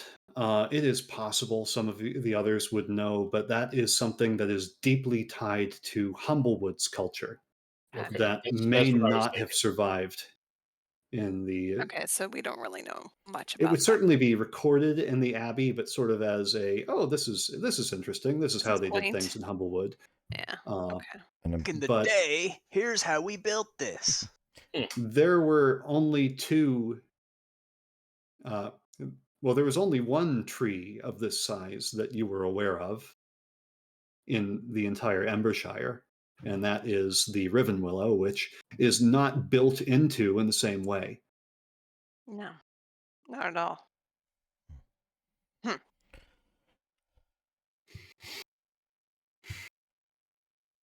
Well, it is kind of interesting that this is designed like this, and then Stonemoss being built after this weren't designed in this way. I think they may have learned something or forgotten it. Or chose not to pursue it anymore. Or their shaper didn't survive. So they had no choice. Rakah is going to whirl around and frost the bramble in the corner. Both I'm clearing this out and a minor expression of emotion. Yeah. So and it does take. So this does take at least two actions. You freeze it, and then it has to be physically cleared away. Sure. But you have plenty. You certainly are able to follow Rakah's lead, Nyril, and you are able to get in there with your axe, clear things away, and you do uncover a chest. Yeah. What do you know? Kayla. You want to check that latch, see if it's locked? We can do that. Or trapped. Yeah, check for traps and check the lock. Yeah, sure. Roll me an investigation check. Nyril would know of shapers he's heard of them. He's never met one, but he and his gang definitely know of them and probably tried to find one to recruit, but never had success. So what are these shapers? I would imagine Rakaw has at least met one from Alderheart. Would you say that's oh yes. Yeah. They are a revered part of Humblewood's society. Are they like, I don't want to say hidden away, but are they typically like not really public figures and you got to kind of, work to meet them? Or are they sort of like, bishops who make appearances at mass and stuff? There are schools of shapers. They tend to be they learn their craft in remote places, but they're necessary for the continued health of a city. So they will be visible figures within city life as well. Got it. Okay. Well, I will spend a bit of time conveying my knowledge of the Shapers to my companions. Sure. Yeah, and so you were able to do that. Keela, so you do not find any sign that this chest is trapped. It does look like it's seen better days. It's intact, but the lock in particular doesn't even look like it's in fit condition to be picked anymore. It is very badly rusted. She's gonna hit the lock with the back end of her, like the pommel of the dagger then. Attack roll. Just with the dagger then? All yeah. right. Bonk. Attack roll. Yeah. And that's enough. It just breaks apart, and the loop falls out of the housing of the lock, and you're able to just take it apart, and the chest opens, and no traps. Yay, no traps. What is in the chest? Inside, you see what looks like a lot of equipment, some canvas clothes designed to be tough and durable, now frayed at the edges, several spools of high quality rope. There is a grappling hook in there, which the rope is, well, even though it's high quality, it is very old and brittle. It probably would not be wise to trust, but the grapple is in good condition and probably could be attached to one of your ropes. There is a small oblong crystal, maybe about that big, faint greenish tinge to it, that has a loop of leather wrapped around it, like a strap, and then a small loop off the side.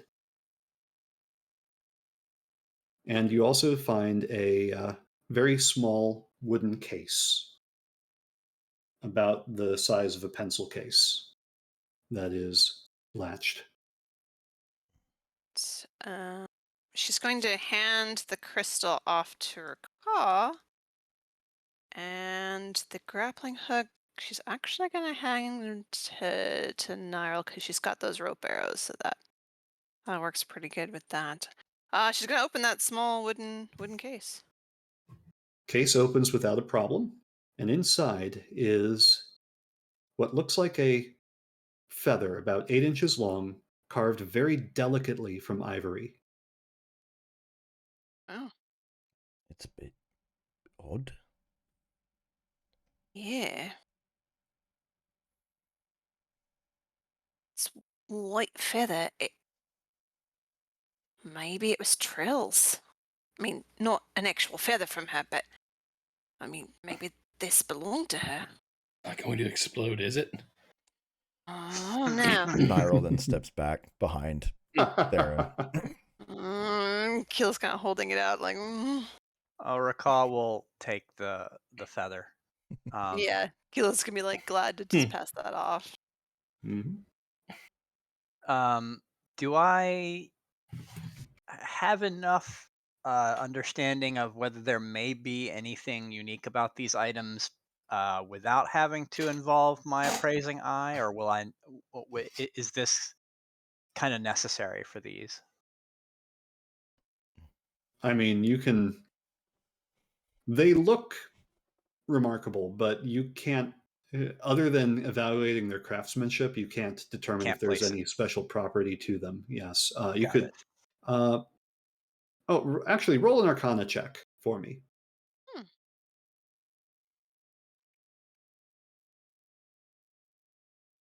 Do you have that thing that can tell if they're shiny or I not? clicked it. Come on. Well, Oh, come on. there you Oh, go. all right, yeah. Nice. Hey. Well, you know Beautiful. everything. No, well, you actually you do immediately recognize the crystal because these are commonly used in mines and construction and people who have to travel at night if they're able to afford something a little fancier than a torch. This Hmm. is a glow crystal, Oh. and Neat. it can be it can be activated with a stroke of both ends to cast bright light for 20 feet and dim light for 20 feet beyond that. And of course, the strap means that it could be fastened to someone's clothing or so to keep your hands free. Yeah. I think Recall would like to kind of take the crystal, brush it a little bit to activate it and show what it can do. Um, and then say, oh, portable, reusable torch of sorts. And then turn it off and see if he can like fasten it to his staff so that he can have some portable light. Oh, yeah, you can do that. And it sort of looks like a blue-white glow stick as it's lit up. It's a Cool. glow stick. Hmm. All right, time for a rave.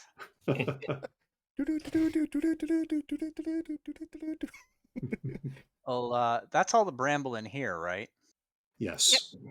Rakaw is going to walk out into the area proper and look for more bramble. And he will just start freezing over anything that he sees. Did Sure. did he also take a look at the feather? Not yet. Okay. In fact, he's going to close that little case and put it in one of his pouches for now. One of them crystals would have been handy back in the day, let me tell you. Nyrel's going to head on out, and Yeah. I guess now that he sees that Rakaw is freezing stuff, he's going to On a be on mission. hatchet man duty. Yeah. So you break these brambles down, Nice. and you find some mechanisms. Just They seem to be the same sort of mechanism as a sort of capstan to wind rope, and with the complicated pulley arrangement so that one person can pull a great deal of weight. You see a thick cable rising up from the one to the north, the one to the west. The cable seems to be missing, and you can also see some scraps that are lying loose, and some boards that look like they might have been smashed to pieces. Ah, that's what that debris is over beyond it. Okay. The one to the north does appear intact, and the cable appears to be taut and rises up into the darkness above you. Nyrel's going to look at the wheel, look at the contraption, look around, and go, huh. Well, if my guess is right, this is how we steer this ship, or this tree. Which means they figured out a way to make it mobile. Oh, it lifts the winch. And Kayla points at the platform. Then Nyrel looks up. Yeah, well, that's probably Rakaw like puts a wing out. No, I want to hear this. Tell me, Nyrel, how do you propose the tree moves? Does it sail through the ground? No, I mean, clearly the shaper would basically make it move its roots, and it would walk around, and you'd use this to kind of steer it around. Now, if people look out on the limbs, you're relaying messages down because there ain't no way to see out, but backwards. I would have put the wheel next to the opening if I designed it. But, So you're thinking that it's like a very wooden octopus. Is that about right? what's an octopus? Oh dear. So, explain these shapers to me one more time. Take an hour. Before I do any explaining, I'd like to spend a bit of time with this feather that I found. Well, um, I can explain shapers to you. You now realize Nyril has a very distorted view of what shapers do. Well, no, explain it seriously. So, my understanding is they basically talk with the tree and they get it to grow in certain ways and move and realign. If a branch needs to be straighter, they ask it and convince it to be that shape. If there needs to be a hollow, they get it to have that shape. And basically, my gang, we were looking for one for a while because, oh man, if we could have gotten a shaper, the capers we could have pulled, would have been amazing. But, And Theron's actually sat down while he's listening to him, and he's banding himself up, and he's actually not being, he's actually listening intently and taking it all in, and not being wise about it at all. yes, my father was an architect, and he occasionally worked with the shapers. Of course, the shaper was the one to talk to the tree and, as Nyril said, convince it to grow in certain ways, but without proper understanding of what was physically possible or what even design you wanted, that alone would not be enough. So, with every shaper, there must also be those who know the basics of building and who can give the shaper the ultimate goal of what the tree should be. Um, wait, I thought that was just. Well, I thought all I needed was a shaper. I mean, oh, they got the tree magic. well, the shaper is certainly the one who convinces the tree to be what it will be in the end, but what that is a separate question. That could not be decided by the shaper alone. That would have to be decided by the community with many voices expressing their needs and helping to give a communal vision life in the form of this tree growth. But Hello, Sarfang. Welcome back. So the trees were living, thinking beings, All and trees are living. the tree conscious, I mean, sentient, and the trees ultimately decided to do what they were asked to do by the speakers. I That's think it's very close, yes. Tree sentience, I don't think, is quite the same as the sentience of the ascended, you and I, and those who converse and bird or humble speak. But yes, you're not wrong. That's a good analogy. So, all would it just be trees like an elm, like this one, or would our ribbon willow in Stonemoss be one of these conscience trees? Well, my understanding is all plant life's got some sort of life to it, and some form of, it's not consciousness like we know it, but, it's got some will to live, I think. Oh, yes. So we know Stonemoss wasn't built like this. And from the list of people that were on here, this Idara Thornheart was probably the speaker for this tree. Really? A fair And guess. and we're dealing with a Thornheart now. And the tree at Stonemoss seemed very happy to let Lorik use it to convey his message. happiness may not be part of the picture. Certainly, I could see there being um, no complaint. Whether or not it was happy, as long as what Lorik requested did not cause the tree harm or impede the way that it lives, then it would have no reason not to, I think, provided he had those skills. I'm just wondering if when he arrives at Stonemoss, if that tree's not going to turn around and rip the Abbey in half. So, at his behest. You have that kind of power? I mean, if you're telling me, is it instantaneous? Does it take a while for them to do what they do?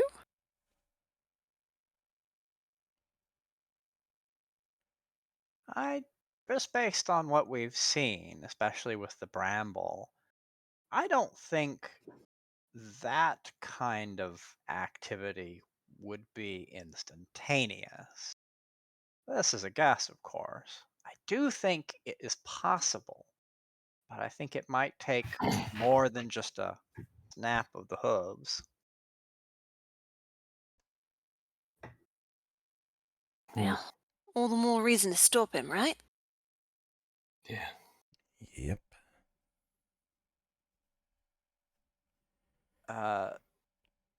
I think we can use this mechanism to raise this platform somewhat stably. It looks intact enough, and as Keela noted, it will lift things.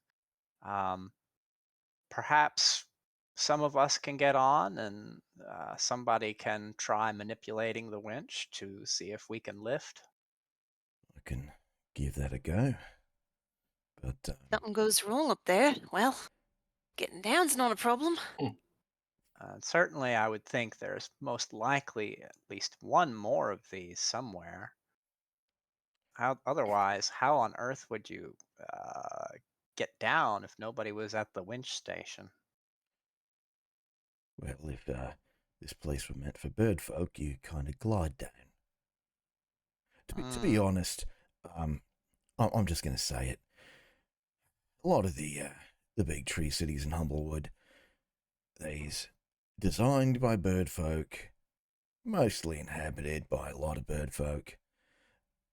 There's not always a lot of consideration for some of us humble folk. And yet, here it seems there was an attempt at this, although the fact that the tree is hollow, I don't like that. Aye, but Regardless, it seems there is a cost to that kind of sharing. I'm not sure it's easy to pay. But before we try this, Theron, you doing all right there? You need a rest. Wouldn't hurt, but I can still go. So, He's looking rough, but he's not on death's door by any stretch of the imagination. Mm-hmm. Sorry about that. Naira will make a perception check. Alrighty. Oh boy, I'm great at these.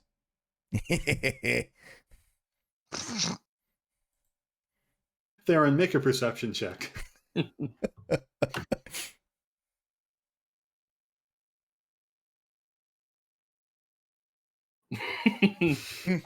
Keela, make a perception check. Keela knows exactly how she feels. Yeah. Recall, since you're so close to Keela, I think I'll let you. Your passive perception is high enough to see that she actually is looking a bit rough right now. Keela's not looking too hot. The orbs and the wisps kind of yeah. Mm-hmm. we're not her friends. Despite what it was. Well, we can certainly take a break here. It seems safe enough. Yeah, I mean, I'd rather take a rest on solid ground than whatever we find up there. I mean, seeing as it does look like some stuff is falling. Well, all right, I guess I can't really argue. And she just kind of sits down on the wooden winch. It's like, Well, before we actively, I mean, they can engage in the rest, like right away. As they do that, I will start appraising the feather. Absolutely. So I will pop this to you in the Discord as you do detect some magical properties. Ooh. Are there any brambles left? So there are some scattered vines around the edges, but nothing that seems like it could be concealing anything of note. Okay. Since we're gonna take a short rest, just as an experiment, I'm gonna come over here where there's maybe some brambles that are kind of off by themselves and not attached to anything too much. Mm-hmm. And he's gonna draw the flambears and kind of hold it out, and then as he's holding it, the blade's gonna turn red hot and kind of burst into flame. Okay. And he's gonna take a swipe across the brambles. Yeah, there's a glow that blooms around him from this fiery blade. As you swipe through the brambles, it actually cuts very cleanly. You hear that same shrieking as embers begin to spread across the brambles. What you see what remains is blackened and charred and does not grow back. It would take a similar amount of work to clear it away, but it seems that fire is just as effective as ice. And he'll, okay, good to know. And he'll come and sit back down and finish his rest. And this time he's just gonna lay it down, the sword down in front of him, and not sheath it just yet. Okay. Because that blade be hot. All right. So as our characters take a short rest, I think that's a good time to take our break. Yep. And just for anybody at home, real quick, when we say we popped something into the Discord, it is not my channel Discord.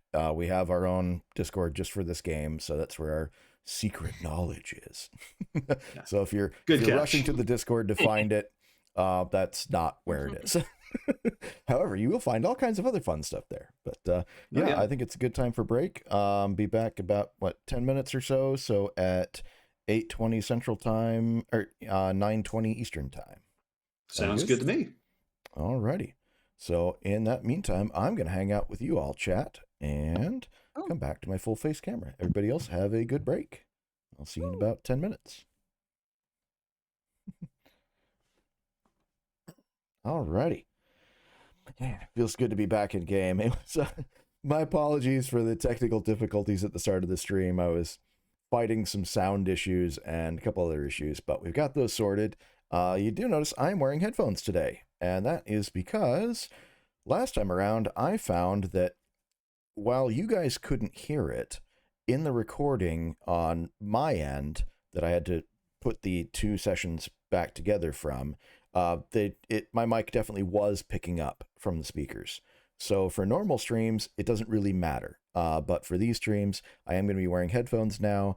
That way you guys don't hear like a feedback loop kind of thing going on through the speakers and mic and all that. So, oh, and Delta's telling me to stretch. Alrighty. Yeah, we do have the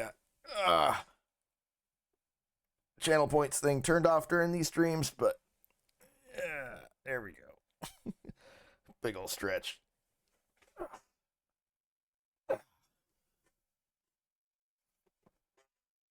Alrighty. I'm wearing my Kitty Uses Annoy t-shirt today, which was very appropriate when Leonard came to say hi. Yes, Crazio.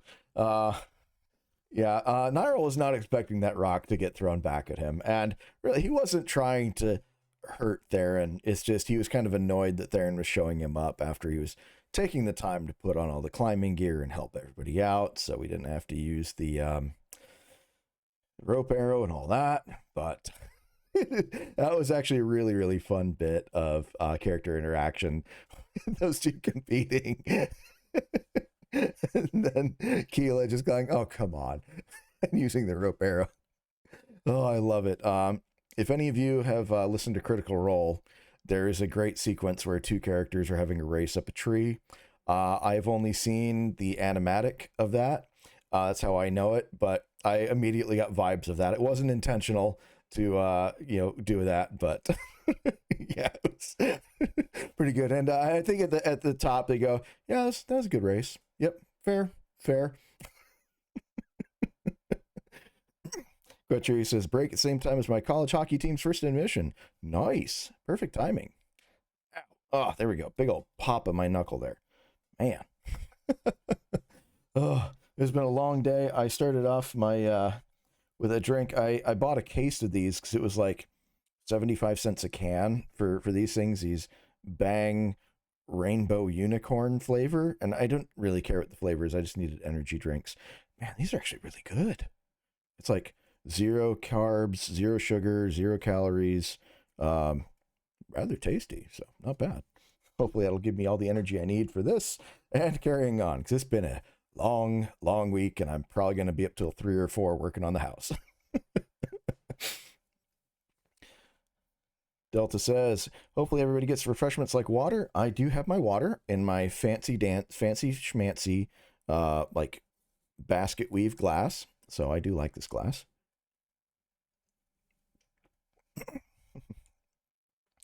And yeah, Del says, hopefully everybody gets refreshments like water. This is my first time getting into a D&D session. Awesome. If you want to go back and see some of the older sessions so you can see what all's happened leading up to this, let me drop the link here. There we go. The YouTube channel at the very bottom does have all the previous 6 sessions all recorded and uploaded. Most of them have the intro and this chat session with you in the middle and chat session at the end. Episode 6, however, does not, because we had a technical difficulty in the middle of that, which was nobody's fault. The bitrate crashed, and that crashed the stream, actually turned it into 2 streams, and I had to do a lot of recovery and editing to get that put back together. That's why that one didn't go up next day. Typically, I try to get the recordings up next day, but yeah, so excuse me. Yeah, so that one's a little bit different. It's a bit more streamlined. If you guys prefer it without the intro and without the chat in the middle and all that, I can edit that out so it's just the game session. I know some people like it in the middle, but I also don't have the chat recording to screen on this. I might look into changing that, because right now, if you're watching at home on YouTube, then you're not seeing what everybody in chat is saying. So your Quachiris, oh yeah, yes, Whiskey, it is break time. We've got about another 5 minutes or so in break, so we're doing pretty good. Nomad says, and one of those characters in the tree race is a monk. Yep. Very true. Rastavar asks, how does that loose basket weave hold water so well? Magic. Excuse me. Magic.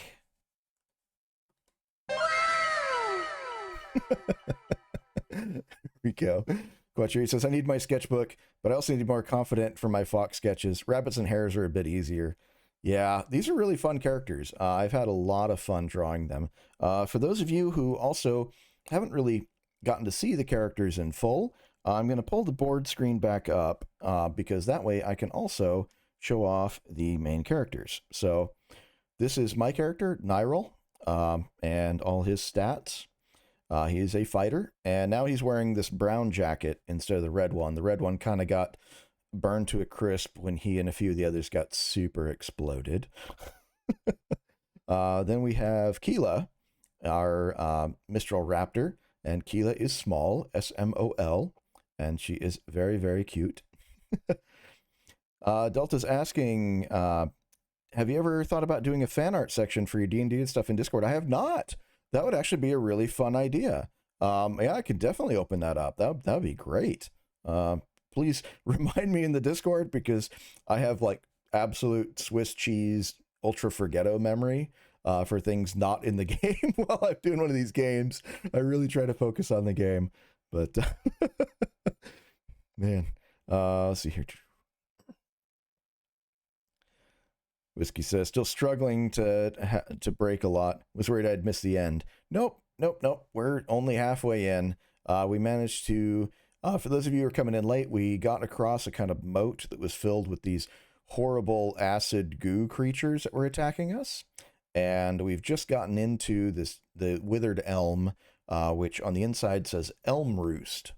And we can see that it is basically the start of a planned tree city, sort of like we would find in Humblewood, but this one's designed very differently and has a couple names on the designer list in the blueprint that we do not trust.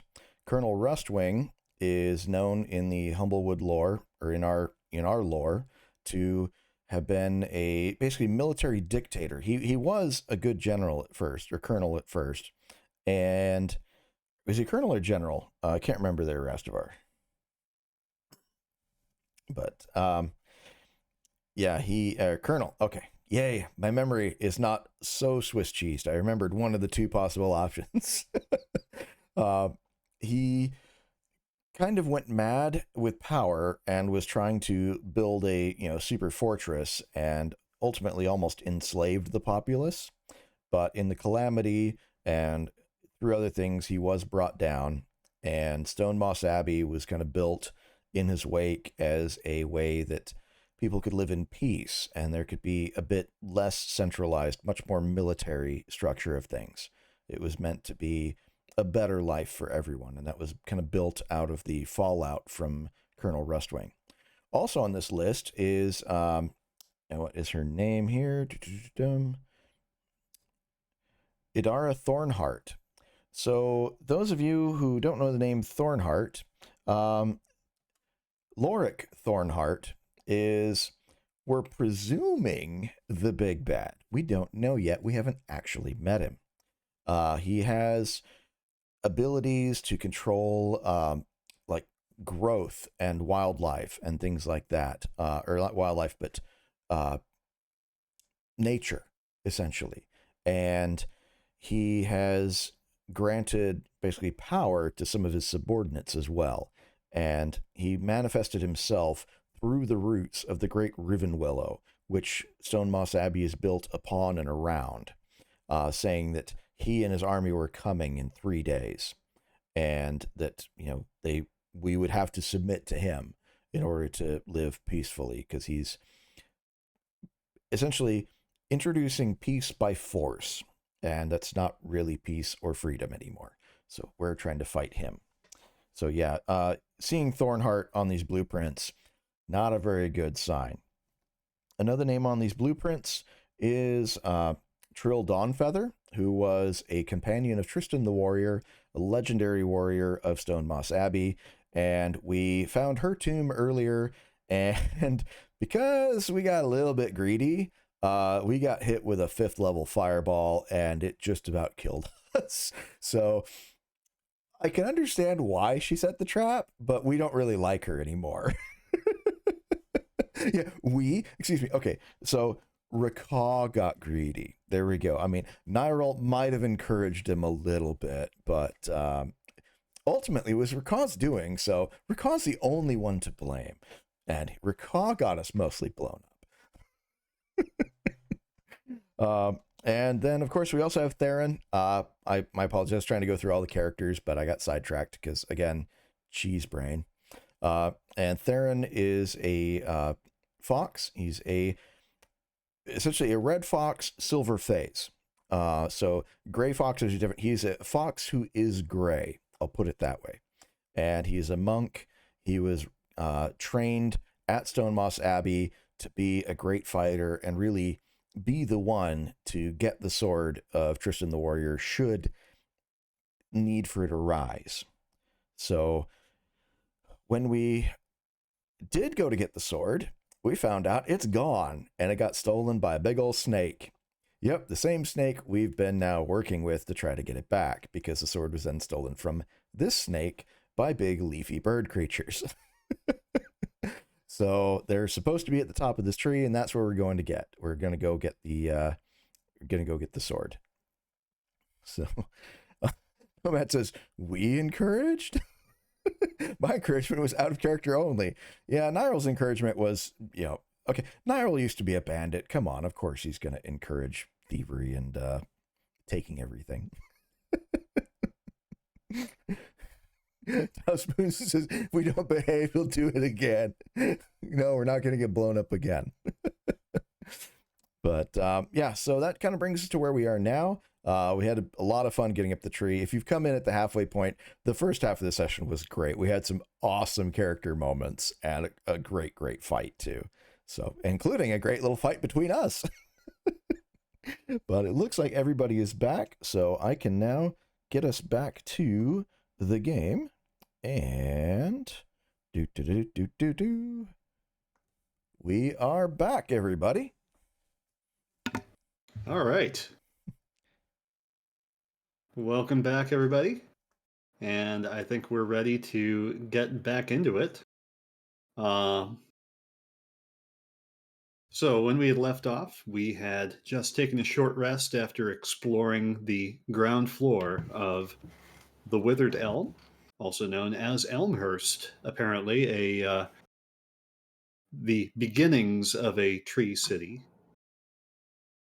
You were just exploring some of the mechanisms that still seem to be intact. A winch leading to a lift that Raka and Keela are hanging out on. Now that you've completed your short rest, what would you guys like to do?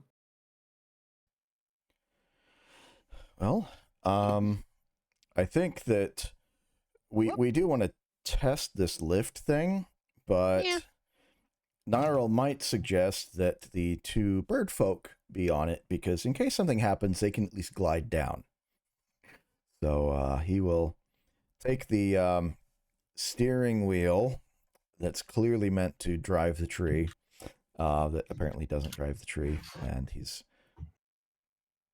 still going to operate under the known delusion that it does.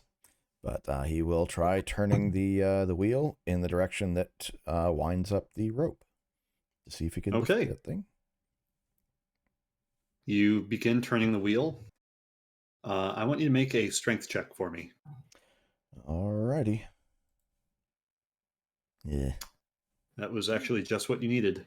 There's definitely resistance. This is an old mechanism. For a moment you think it's not going to work, but then something slips free and you feel the wheel begin to turn. And as you turn further, you hear a creaking noise from the ropes above the lift. You see in the light of your, assuming you still have a torch or something to give light, you see dust shower down from the rope as it draws taut. And then the lift begins to gently rise up. Nyral's going to shield his kind of face with his ears, kind of leading him forward so nothing falls into his eyes. All right, so you continue lifting. Yep. All right. He looks over at Raka and nods at his little crystal and be like, and we'll give that some light.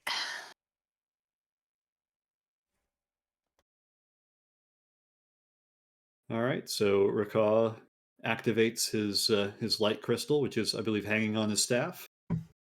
And Theron and Nyral, you can see this blue glow ascending. As it rises up, you begin to see some shadowy shapes above that they seem to be rising toward, shapes of platforms and paths that this lift is meant to interface with. And I'm going to move you guys over. Nope. Bye. Bye. I got moved.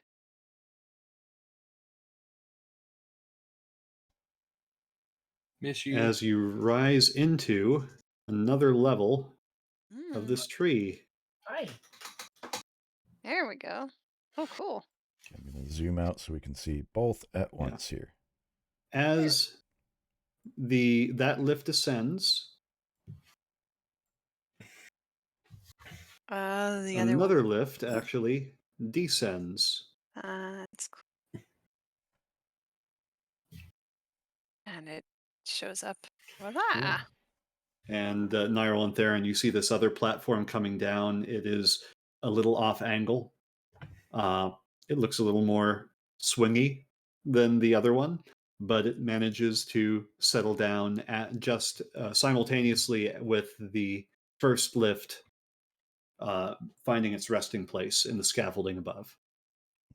So with the light, you can see the light silhouetting the platform that Keela and Raka are standing on. You can't see much else from your vantage point. That's proper handy. Keela peers down at them and considers calling down to them, but then looks up, thinks better of it, and hold on, we might have something. We might have something for this. Yes, I can. Only do a tone. Well, not using the whisper whistle, because whistling at you would do no good. We hadn't decided that whistling meant it was good to get on, like, come up. I don't know. I mean, if somebody whistles at Nyril, he might get flattered. Well. Shoot a crossbow bolt at Theron. No, I do not speak your love language, thank you. It's okay. Not really my time.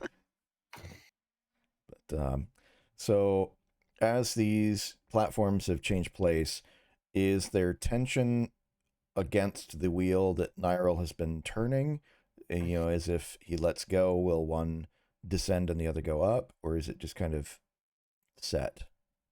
It appears to be very well balanced, so that if you let go, the platforms will stay in their orientation.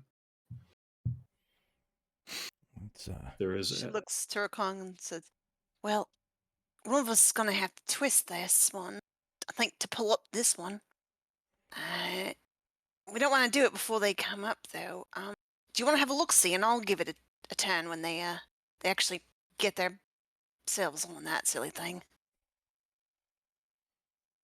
Nyril, do you think we're supposed to get on this platform? I mean, here's an idea. You get on that one, and I'll spin this the other way. See if that one goes up, first one comes down. Okay. Not to speak ill of our companions, but I don't know if a couple of birds are going to have the strength to hold both of you and me at the same time. So we might need you up there to spin the wheel. All right. All right. I think Nyril's going to start spinning the wheel back the other way. Theron is, by the way, he's very aware that Nyril is afraid to get on this thing. Theron is not. All right.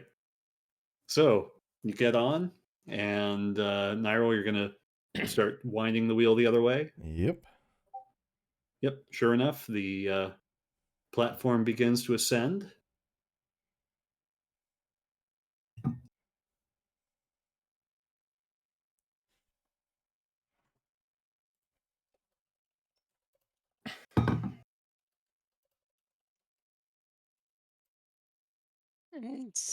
And the as other Theron comes up, platform. Keela's going to point at the winch next to them. Yeah, comes back down. So Theron, you quickly realize that as this thing is still swinging a little bit gently side to side, that there's no platform immediately adjoining you. You can see some scaffolding around you that appears to be within jumping distance. How high up am I? You are so where Keela and Raka are is about 60 feet up. Okay. The scaffolding actually ascends as it goes around clockwise. So Keela and Raka are on the lowest part of the scaffolding. Okay. You are probably about 10 feet higher than they are. Okay, so this right here is about level with me. Yes. All right, I'm gonna jump. Okay. Do a good running. Yeah, DM's tricky. Going to before he does, I'm gonna kind of set my feet. And I'm gonna use a key point, use Step of the Wind. And he's gonna run, and he's going to leap. Yep. And that gives you Or 20 here. feet, so you are able to jump and clear the distance. I was hoping you would like swing it back and forth, really get some momentum going, and then it starts to spin wildly. Yeah, that comes around. I didn't even think about that. Well, is that a thing that happens? So as you jump, I mean, it does move underneath you. It swings back, but you are still able to get enough thrust to get across. I'll say he landed here instead. Yeah. So Keela, what are you doing? Keela's looking at it and is like kind of looking up and is like, well, there's no platform here. I wonder if this one goes up higher. So as you're looking up, Keela, you do see a ceiling. Oh. About 30 feet above you. And well, you let's see. Actually, do you have any source of light? Aside from Rakaw's torch. Yeah. Really. We don't have the torch up here just yet. Yeah. Nope, you're outside the the range. I'm actually in the darkness at the Yeah, so you can't see anything. It is very dark over here. Real quick. Walking. Darren's gonna walk around to the winch. If none of the boards like give out or anything like that. It all seems pretty stable. Okay, I just wanted to give you the opportunity to murder me if that was in the cards. Of course. I always have the opportunity to murder you. Cue the national treasure wood scaffolding falling apart as they run up at scene. Oh Lord, no, we don't need that. So, Dow Spoons, were you saying something? Do I? So, trying to just picture this in my head. Basically, where we are is like kind of on the lowest part of this, and as it wraps around, it ramps up in elevation. Yes. So each of these long scaffolding pathways is on a ramp. Okay. And across the way, it looks like there's some kind of exit to the outside of the tree, or at least some light source. Is that accurate? That is correct. You can see some light streaming in from there. Okay. It does seem to be a way out. You can see an opening, a gate with some slats, or there are gaps in the slats so that you can see the light. Oh, okay. So we do actually see that. Okay. Yeah, you do see that. All right. And now that we're back to Rakaw, because you do still have your light also? Yep. All right. That is enough for your passive perception to kick in, and you, looking around, you look up. And when you look up, you see movement. Oh. The ceiling is covered with bramble. Yeah. Twisting, writhing vines, some of them much thicker than what you saw below. And as Theron joined you up on this level, it seems it's getting even more agitated.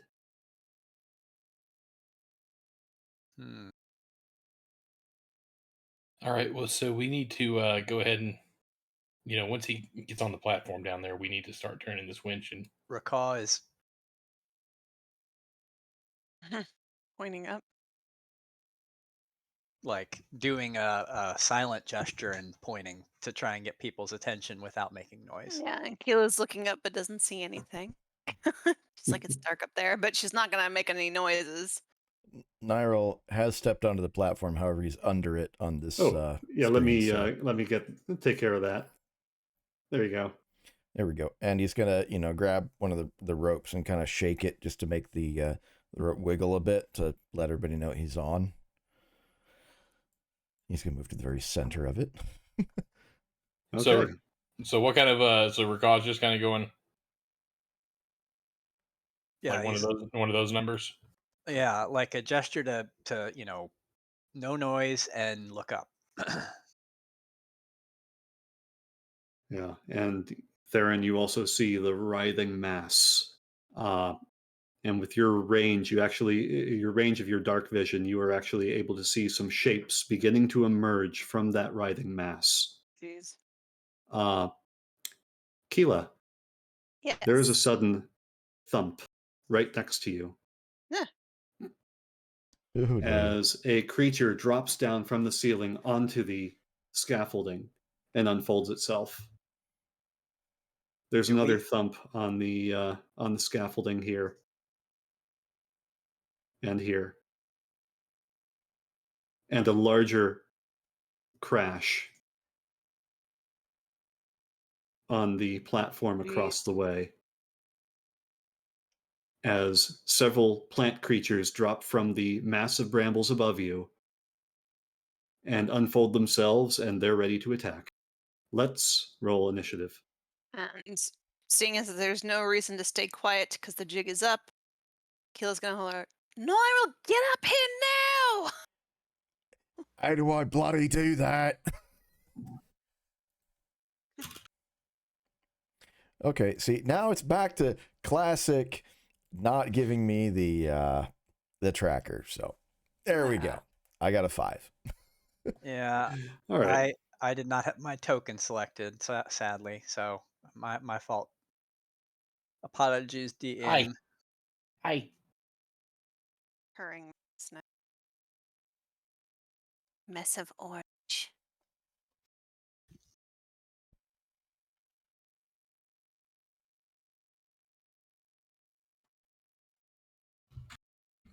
I'm getting my own initiative order mixed up here. Oh dear. Okay, so add a turn for Nyril. Add a turn for Rakaw. Rakaw, you got 10. Nyril got 5. Okay, I think we're ready to go. I think so. Okay. So Oh boy. first up is Keela, Oh and boy. you are right next to this creature. This thing is. All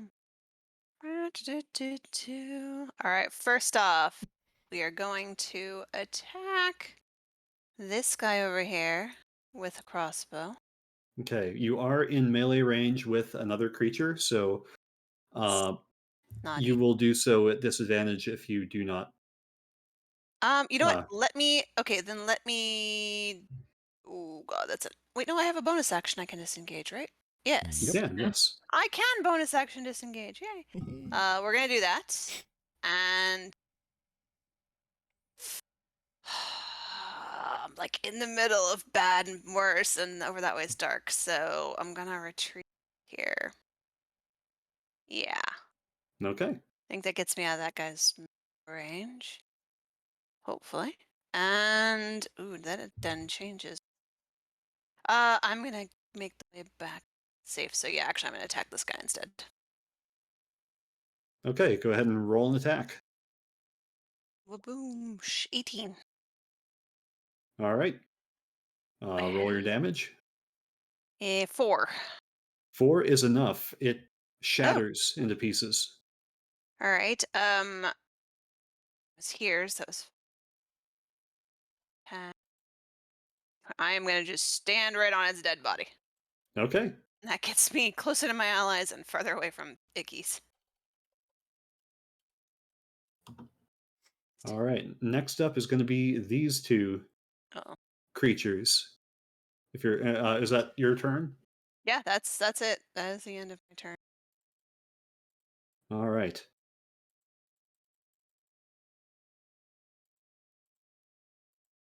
So these two creatures, you can see them similar to some of the creatures that you fought on the slopes leading up to Stonemoss Abbey, but these things look a little bigger, a little meaner. They're bristling with these sharp thorns all over. And you see them flex these claws, which actually burst out of their hands into separate thorns, which they're going to fling across the chasm. Each one is going to fling a thorn at each of you three. So, it's going to be 2 thorns for Theron. 11 and a 9, neither will hit.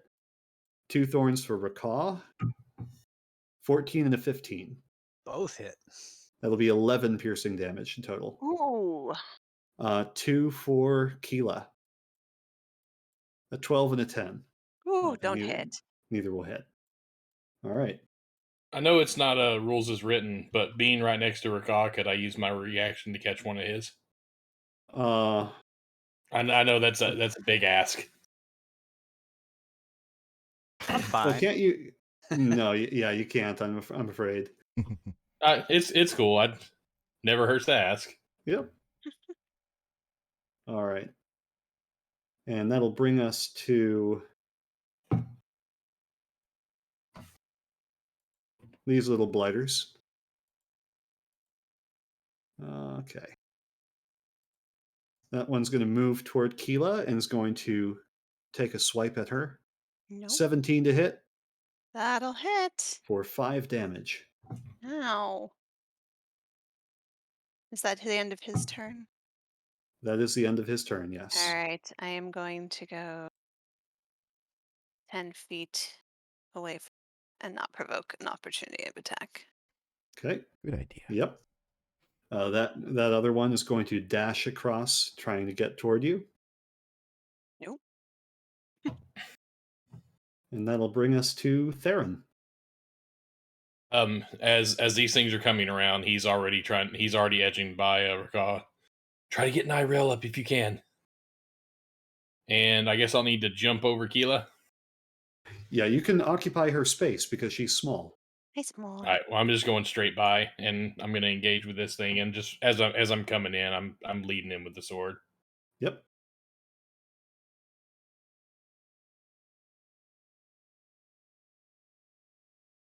Yeah, that'll hit. Your attack bonus is enough. You kill it.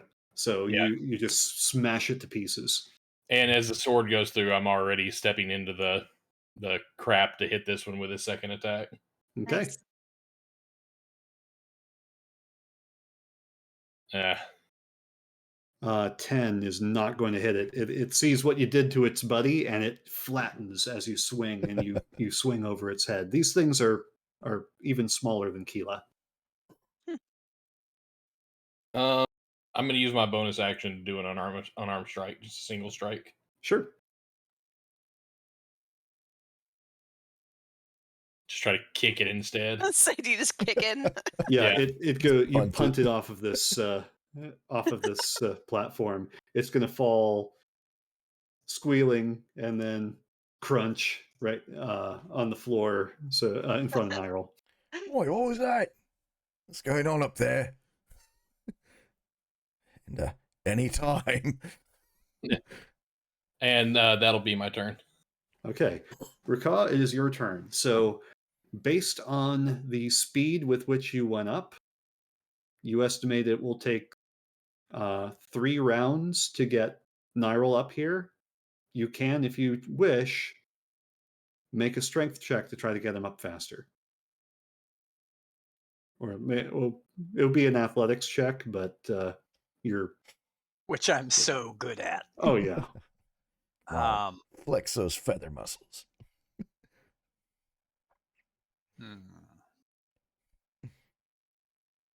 I apologize. There's some kind of helicopter nearby. If you hear a noise, that's what it is. Nope. It's the black helicopters. They're coming for you. Yep. The helicopter brambles. All right. Well, I honestly suck at athletics, so I don't think Rakaw would see that as a valuable use of his time. You said that the 2 monsters across the way look pretty comparable to the ones that we faced at Stonemoss? Like they're meaner, but they're roughly the same type. Yes, they look very similar. Okay.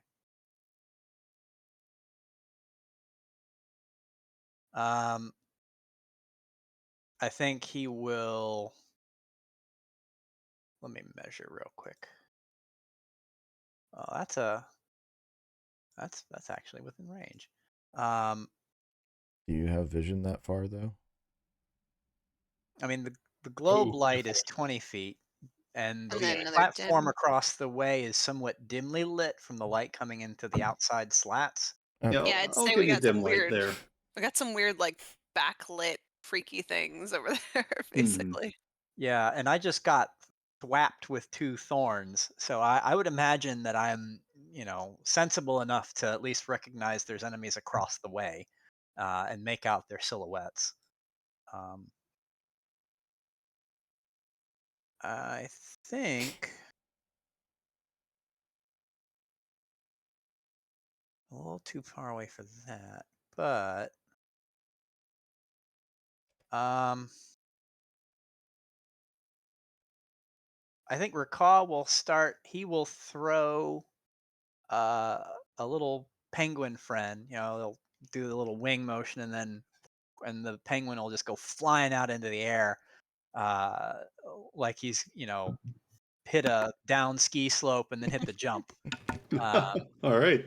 So a little penguin with skis is flying over at the one with the blue mark. Okay. We'll Go see ahead if and that. roll your attack. I love Rakaw's magic. 12 much is fun. not going to hit. Aww. So it's just a little hard to judge the distance because your lighting is not good, and the penguin just falls a little short and goes squealing down to the lower level. Okay, now seriously, what is going on up there? A little bit of combat action. Rakaa will call down, and then he will take a step back, um, trying to be kind of. There's not a lot of ways to get out of range of these things based on the 60-foot distance, but he'll try to be as far away from them as he reasonably can, in case he can outrange anything. All right. That brings us to Nyril. Combat action, and they leave me down here. What are they thinking? Okay, fine. If you're not going to hold me up, I'll get myself up. And Nyril is, he's got his shield, slung on his back. His cutlass is in its scabbard. And he's going to take the torch, clench it in his teeth, and he is going to use the Gerbine standing jump to jump about 15 feet up to grab that rope, and then dash to climb another 15 feet. Yeah, you do. All right. So you are halfway up. Nice. Yep. And because when you're up, and when you're down, you're down. And when you're only halfway up, you're neither up nor down. All right. That was my turn. At the top of the next round, there are more creatures emerging from the ceiling. Oh, no. There's a thump and a thump as two creatures who appear to be made themselves of twining vines land heavily on the platform and slowly rise and stare at you with empty, soulless sockets. Ooh. That thing looks very familiar. Yes, it does. Yeah, I was kind of thinking of that when it came up in our Curse of Strahd campaign. Oh, I was going to say, this Spoilers. must be a game that I wasn't in. Yeah. Few more creatures. Oh god.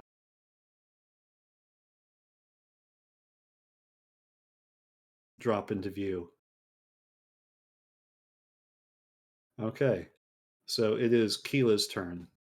Keela is going to move over here and go, Baron, you're the one who's gonna have to get him. And we're gonna shoot at goodness. There's so many options. Oh God. Which What's it one do called, I sir? shoot? I know. I kind of want to go for ranged boys because Target-rich ranged versus environment. range. Let's go after red over here because he can shoot at us. So I'd rather get rid of him first. All right, go ahead and roll. Yeah, hopefully. 11. Sails over his shoulder. Damn. I can section hide. You can do that. Well, if you can find something to hide behind. I mean, there's a winch over. Yeah. That's going to be some cover. I mean, So, let's go for it. all right. Roll me a stealth check. Why the heck not? It's 12. All right. The winch has holes in it. It really does. It's not the best. She's tiny though. I'm small. Small burb. You are a little burb. It's true. If nothing else, I mean, the winch could provide cover. Is all I'm saying. Yeah, exactly. Yeah. It's giving me some cover. It does actually provide you some cover. Yes. So you're trying to hide. You're not quite sure how well you've done. Okay, that's fair. So now we're coming up to. Yeah, I would say with.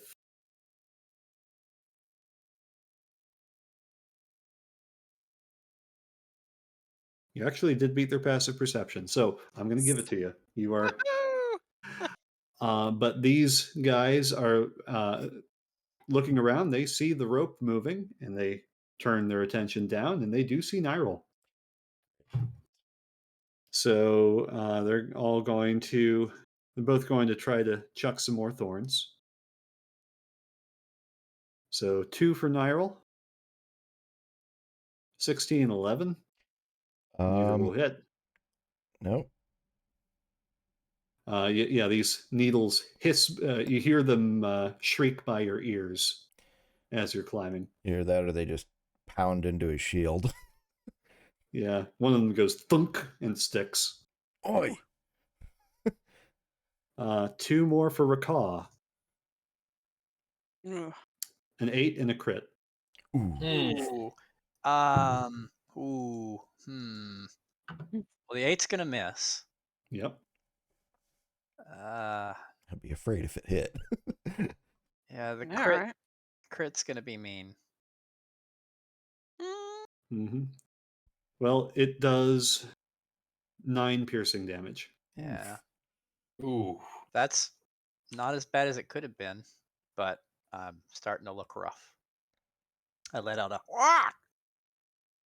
And then 2 more at Theron. 7 and 11. Those are going to miss, Captain. Yeah, I think they will. All right. That's going to bring us to the little guys. This one's going to march up to Theron and is going to try to hit him. Brave little soldier. Roll to 5. Imagine He's coming. so cute. Tiny twig men. This one's going to dash over, and that's as far as he can get. Theron, you're up. All right. Well, I'm gonna see if I can kick this guy off the thing. You're being accosted by a twig Pomeranian. Or a Yorkie. Let's say it's. Yeah, 26 will hit. So he goes off, and he's going to land right next to his friend. And with the little guy there, I'm actually going to charge forward. Okay. And You're never getting up. And instead of going for the little guy, I'm going to take a slash at blue over here with the flambears. Sure.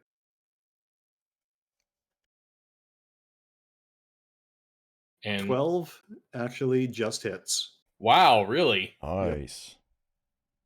Yep. So he kind of does like a circular slash, like just kind of like does like a spin with it. Mm-hmm. And he doesn't even think he hits because he just lands in a defensive stance with the sword. And for my bonus action, I am going to drop into patient defense. Okay.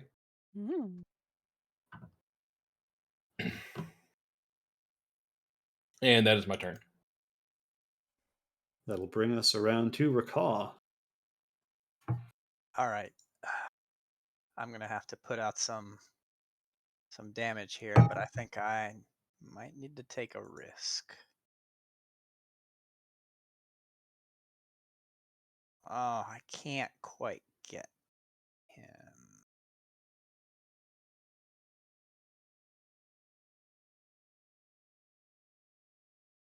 Can't get him. I could only get one of them. No, that's not gonna be worth it. All right.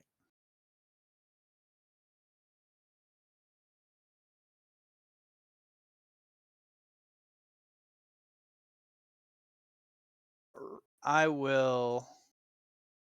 I've just been kind of thwacked a couple times, and I'm feeling a little bit hurt.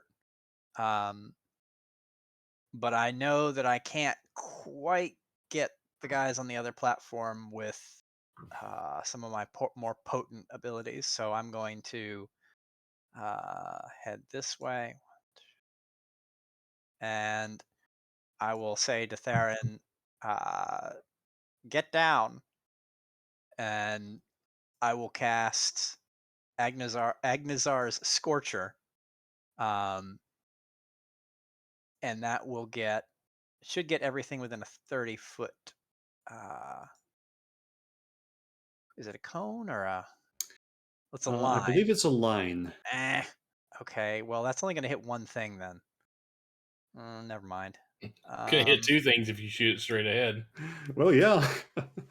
Yeah. No, I know what I'm going to do. Instead of doing that, I'm going to twin spell my guiding bolt. There we go. And both attacks will be at the larger vine creatures, one at blue and one at red. Okay. Nice. So 7-10 split. Yeah, I think that's going to be I know before we did a single attack roll for twinned casting. I think by rule it should be 2 attack rolls. Yeah. So, yeah. There's the first, and that's going to miss. And then the second. Hey! Ooh, all right. Take that. Nice. Nat 20. Which was which? I would have gone right to left, closer to Okay. farther. So blue would have been the 10, and red would be the 28. Yeah. The 10 does miss. The second one hits center mass. Oh my gosh. Rakaw must be right-handed. So this, what does your guiding bolt look like? Wow. So is this basically a how do you want to do this? It is. Okay. In the usual path that guiding bolt takes is you got a little divine glowy crab that pops up and he charges a target, smashes itself to bits, and then seagulls come in and peck it to death. In this case, I think instead of like a tiny little crab, it's a giant crab, and its attempt to smash instead just squashes the thing, and it still kind of explodes onto its target, and seagulls still come, but instead they're like tearing apart this thing that has been completely smushed into the ground by a giant crab. Coconut crab. All right, yeah. So the crab comes down, and this thing's cohesion falls apart into the constituent writhing vines. The seagulls come down, and they're like picking the vines up like worms and flying off with them. And there is nothing left. Mine. Nice. Excellent. Let me register my twin spell casting real quick because I need to do that. That must there we make an go. awful racket. Poor Niall's like, what the heck are you doing up there? All right. Okay. Not getting you up fast enough. That's what we're doing. That'll lead us to Nyril. If you're anything else for your turn? Let me measure real quick. Okay. I'll take one step forward just to be right behind Theron. being at least a little bit further out of range of some of the guys on the other platform, or at least I think I am. Whether I am or not, I don't know. Mm-hmm. And that'll be the end. And Theron being in ultimate Twitch mode right now, just like, nope, okay, friendly.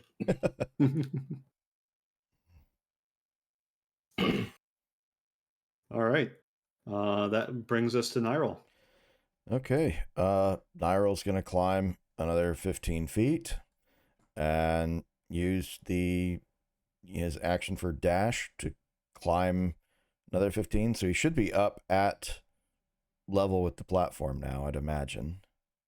Because that's 60 feet. That should bring you more than up.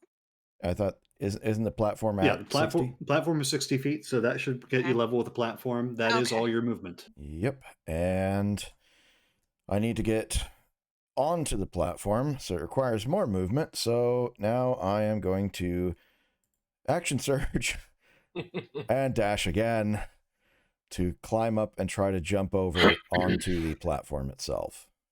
Sure. Nice. I'm going to move you. I want to be, trying to go to here. Okay.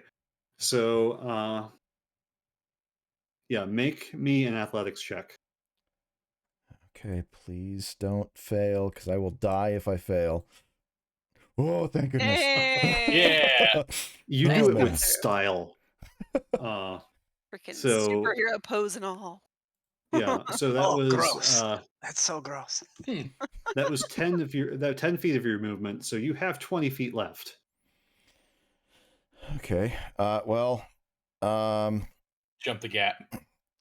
I can't. I don't have that much left.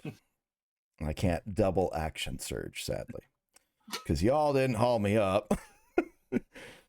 So he's up. He's got the torch, so we should have some better light overall, and now we should be able to actually clearly see what's on the other platform. He's going to get his shield back out, hold the torch in the same hand as the shield, and cutlass, and be like, it's like, so, like, what? We're just leaving me down there then, are we? Throw your brass knuckles at them. No, they're worth more than you at this point. I was like, well, only one of us is strong enough, and he decided to go head off that way. But yeah, there's nothing more Nyril can really do at this point. So, because he can see that, Theron's got 2 down there, and there's 3 that are unopposed across. So Nyril's just going to have to hold out hope that he can get there next turn. Alrighty. So next up is this remaining vine creature, which, seeing the smoking pile that was once its companion, turns toward Nyril and Theron, or turns toward Theron and Rakah, sorry. And its arms suddenly extend downward into the planks. Oh. And you hear the planks beneath your feet rumble as suddenly vines spread up from all around you. Oh, goodness. Oh, that ain't pretty. And I need Rakah and Theron to please make a strength saving throw. Ah, yes. That thing that I am continually good at. Hey, make it lucky. All right, you actually both succeed. Nice. So these vines reach up and try to entangle you, but you are able to slip out of their grasp. You are, however, in difficult terrain. And that is going to be his turn. Brings us back to the top of the order. Okay. And at the beginning of the turn, Oh, no. thunk, Oh, no. thunk, Ugh. thunk, Ugh. and thunk. Okay. Grief. That stinks. Yeah, All right. that firing squad over there is going to be a problem for sure. Yes, they Mhm. are. I was I'm going to try and help with that shortly. All right. Okay. So I'm hidden currently. Can I kind of scoot out of where I'm hidden and still have advantage on my shot? Would be because firing from behind the thing isn't going to do me very good. Yeah. So if your your hide still applies, so you will get one shot with advantage because as soon as you fire, They'll know where I your am at. jig is up. Yes. Okay. All right. So we're going to shoot it red. All right. Let's get that with some advantage. On nat 20s. Woohoo! Oh, Nat 20. okay. All right. Ask and ye shall receive. And Why is that? Well, I don't know why it rolled with a +1 instead of like. You should have a +6. yeah. Yeah. But anyway, That's weird. all right. Regardless, that's a crit. I just want to Okay. make sure that you're not. And no, I think I'm alright. That's weird. That's really weird. Yeah. No, your other rolls are +6. I think sometimes roll 20 just gets It Goofy. is or some beyond 20 gets It- used. But it goes anyway, regardless, that goofins. is a crit. Go ahead and roll your damage. let's see if this goes through like it should. Yes, it will. So that's going to be 11 plus the 10. It's actually 12 plus 21. Oh, geez. Okay. So yeah, this thing Hmm. absolutely disintegrates. And the Okay. bolt keeps going and hits the one behind it. So I'm going to duck back and bonus action hide again. Because that's the Okay. game we play. Yep. Go ahead and roll your stealth. That works. Oh, nice. No one, and Okay. the whole place sees me now. Even Yeah, I was Niall's going to like, make that. where'd she go? One with the shadows. I was going to make that more difficult because you really announced your presence loudly there, but yeah, you find a way. You slip underneath the platform. They're all distracted by the guy just imploding with a bolt through its chest, and by Apparently. the time they look back, she's gone. Yep. Did we lose Keela? They I just don't look see back her. and She fell off the platform. they just look back and there's Nyril standing ready, and he's just smiling. That's pretty intimidating. All right, yeah, that ends my turn for sure. Yeah. All right, that's going to bring us to these guys, and they're going to move in a little closer. They will take their shots at the ones they can see. So 2 for Nyril, 14 and 15. Nope. Thud Two into for- the shield. 2 for Rakah, Nat 1, and a 19. Ooh, the 19 hits. That'll be 5 damage. Ooh, getting close. 2 more for Theron. An 8 and a dirty 20. Ooh. Both rolled at disadvantage. Oh yes, you're patient defensing. Yep. So that we'll say that was the first attack it missed. The second is a natural 1. Ooh. That's going to miss, Captain. I think it will. All right. That brings us to the little guys. So this one is going to swipe at Nyril, or sorry, swipe at Theron. I'd be impressed if he could swipe at Nyril from that range. Yeah, he has a 40-foot reach. It's the big long arm, like. Baby Groot sends out a vine. That's an 18 was the first roll. 20 was the second roll. Does an 18 hit? 18 misses because I've also got Agile Parry up. So All right. I'm sitting at 19 right now. So you manage to whack away his little claws. So this one is going to rush into the fray. You notice that the plant creatures are not inhibited by the dense tangle of vines. And this one, let's see.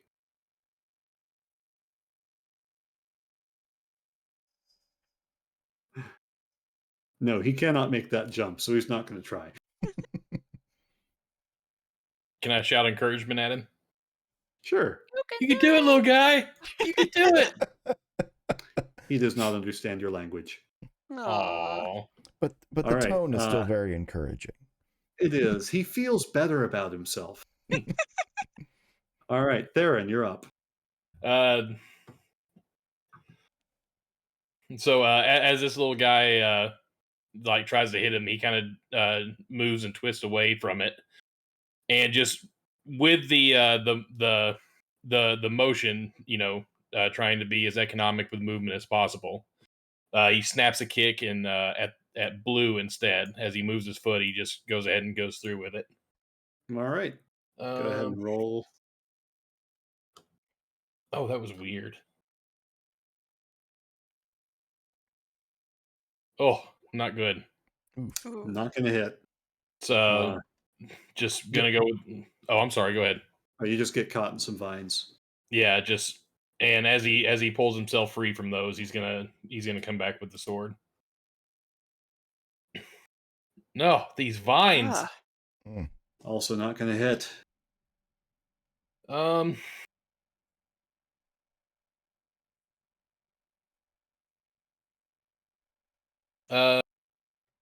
Frustrated that he's not hitting, he's going to come back with 2 quick snap kicks with a flurry of blows. Okay. A 16. 16 will hit. 17. 17 will hit. Go ahead and roll your damage. 5. These are both against the blue vine creature. Both against Blue. Yeah. All right. You each kick splits off substantial chunks of the vines, which are trying to reattach themselves in vain. It's definitely looking very wobbly. And that will be my turn. He's just got his sword out in front of him again, but he is not patient and fencing this time. Okay. Rakah, you're up.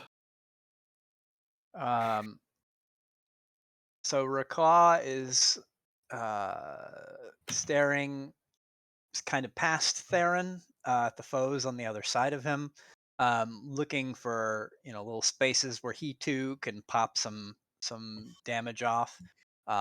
He thinks he spots an opportunity to send a little cloud of crows over at the blue vine guy. So he's gonna toll the dead. Okay. Nice. Gonna be a wisdom save of 17. Oh, he succeeds. Yeah. Ooh. Yeah. Anything else you'd like to do? I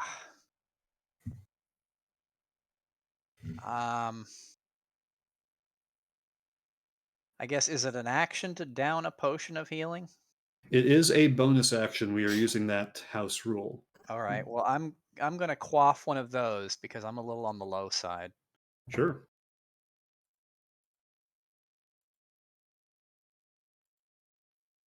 Oh, come on. It's roughly average. Yeah. Well. It's just red because one of the dice was a 1. Yeah. Mm-hmm. Yeah. That's what I was coming on about. But the other one was a 3.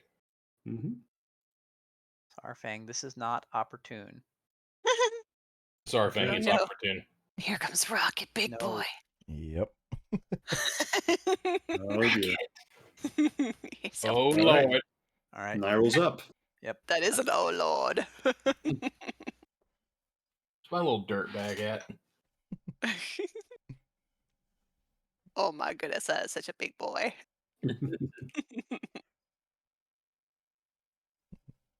It's Nyrul's turn. Alrighty. So, I gotta get Rocket a little bit more petting there. There we go. Rocket's like, no, you don't stop now. Okay, so don't stop till you get enough. Nyrul is going to look at this gap. It's a worrying gap, but he's gonna go for it. He's gonna jump across to here. So that is 10 feet above you. Oh, it is? Oh, Ah, yes. crud. Okay, I forgot. Yeah, got the up. Okay. Well, in that case, hmm.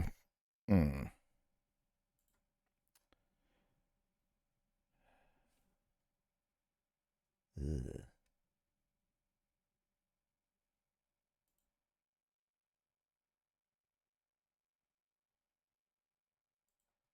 How hard is this gonna hit?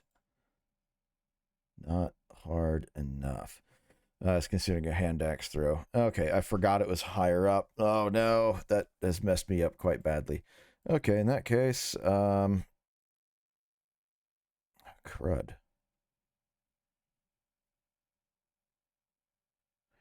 Is this area right here also difficult terrain?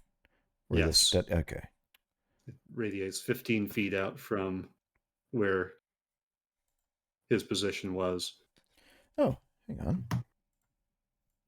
Oops. Actually, yeah, it was 1 over because Wow. You might be able to do that. I don't know. Okay. I saw what you were thinking. Yeah. So in that case, is this platform here also higher, or is this at level with this side? it's at level with that side. It is higher than where you're standing right now. It would be possible. So I can get there at 20 feet. Mm-hmm. So that should hopefully take into account the height as well. Yeah. Okay, so I will make you roll an athletics check because of the additional height. dang it. Well, if this doesn't work, this is goodbye, Nyril. Boy, do I do this? Do I do it? It's a heck of a way to go out. Oh God, I don't trust my dice. I don't trust your dice either.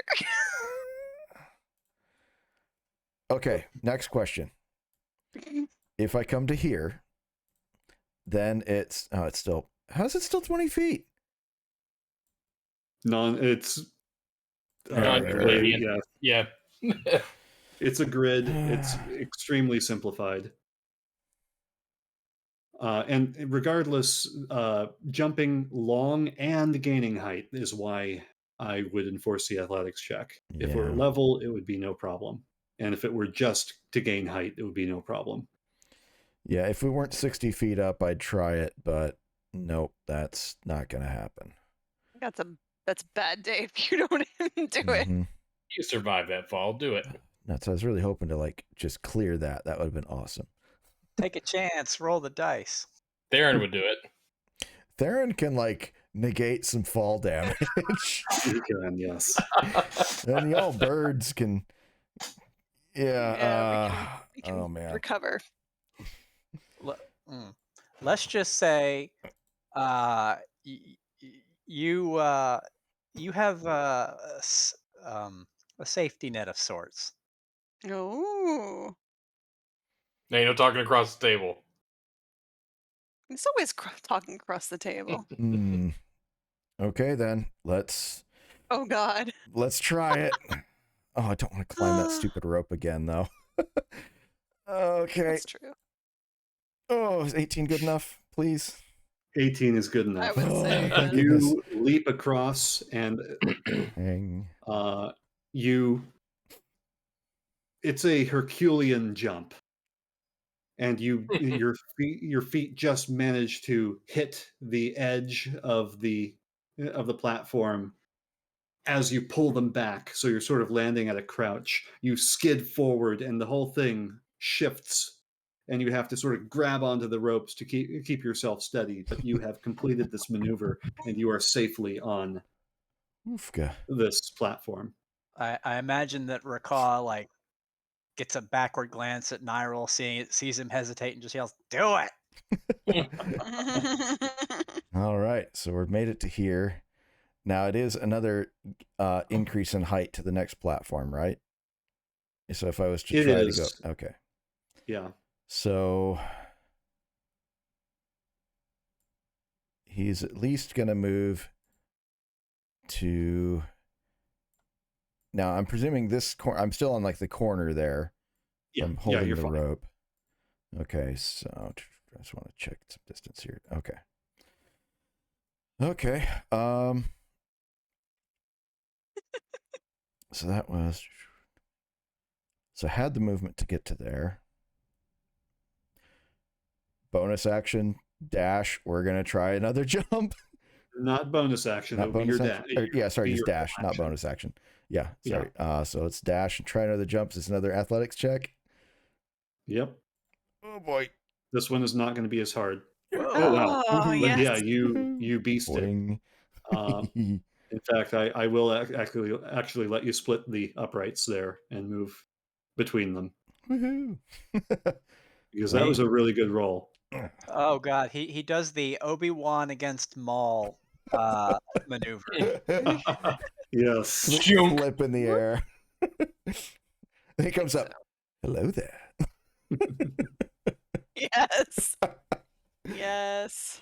All right. All right, my that's goodness. as much as your I can do action because and I your already used my movement. bonus action to climb the rope because y'all wouldn't haul me up. All right, use my You're going to action be surge. sore. Yep. All right. It's this vine creature now, which is going to whip its vine arms back up, and it's going to try to take a swing at Theron with them. And that is a 9 to hit. That's going to miss. Yeah, I think that will. All right. And that's all he's got. At the top of the next round, Thunk, thunk, thunk. nothing happens. Keela, you're up. Oh, thank goodness. All right. All right. We're going to dip out from cover, and green is going to get a shot with Roll my with advantage. fancy advantage. What? Why is it 12? Okay, that was rolling Something damage. is very broken here. Yeah.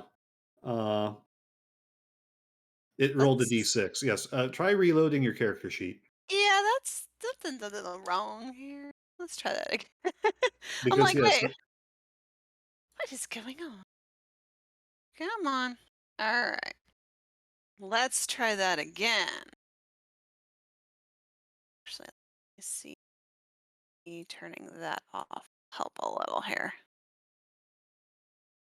No, it's still well. No, that's the proper roll. Yeah, there's a 'cause, 1d20 plus 6. Unfortunately, yeah, that was just a they're bad just roll. not going to hit. Yeah, fair. Yeah, I was like, And yeah, that's just gonna miss. all right. Yeah, we're bonus actioning, hiding again because. Oh, nope, not so much this time. Okay, the dice only love me once per round. Once a combat. Step back and just clunk into the wheel, like, ow! Like, knock stuff around. Exactly. Like it's all the noise. Everybody knows where you are. She's so annoyed at the fact that like she missed that. Yeah, full on just walks into it like funny bones. Sideshow Bob into the rake. Basically, yep. All right. So now we're back up to these needle creatures, which are going to. The blue is going to step behind Nyril and try to hit him with his claws. This will be with advantage because he's flanking. Yep. 21 to hit. Yeah, that hits. For 9 slashing damage. Oh, owie. Nasty. Ow. All right. And green is going to still try to. He's going to use his needles. He's going to try to shoot at everybody, even though he'll be doing with disadvantage because he's engaged with Nyril. So he actually is able to throw one at each of you. So Nyril, from point blank, he gets a 14. Nope. Keela, a 15. Oh, that matches. But you have partial cover. I have partial cover, so yeah, no. Plus 2, so that's going to miss. Rakaw, 7. Oh, it misses. Oh, thank God. Yay! Oh. And Theron, that's an 8. Misses. Oh, excuse me. I should say thank Esme. All right. Brings us to little creatures. You can do it, little guy. Uh-oh. Of course. They're going to move converge on the hare. There'll be 2 attacks with advantage. One of them was a 9. One of them was a 22. Ooh, the 22 hits. Yep. That'll be 2 piercing damage. Oh, isn't that cute? That's It really adorable. is, Yeah, yes. little, All right. So little wooden cute. Pomeranians. And these 2 are going to try to swing at Theron. It's 11 and a 13. Both So, miss. yep, Theron's up. All right. As I'm dodging their attacks, I just twist and go in with a sword attack on blue over here. Okay. 21 Nice. is going to hit. And yeah, how do you want to kill it? I'm just. I don't even know that I've killed it. It's just a straight horizontal slice through it, and I'm coming around and kicking one of these guys. Yep. So you ginsu through those vines, and they just fall, and they merge with the other vines that have sprouted up. So that'll be on the little guy that just stepped up. Yeah, that'll do it. And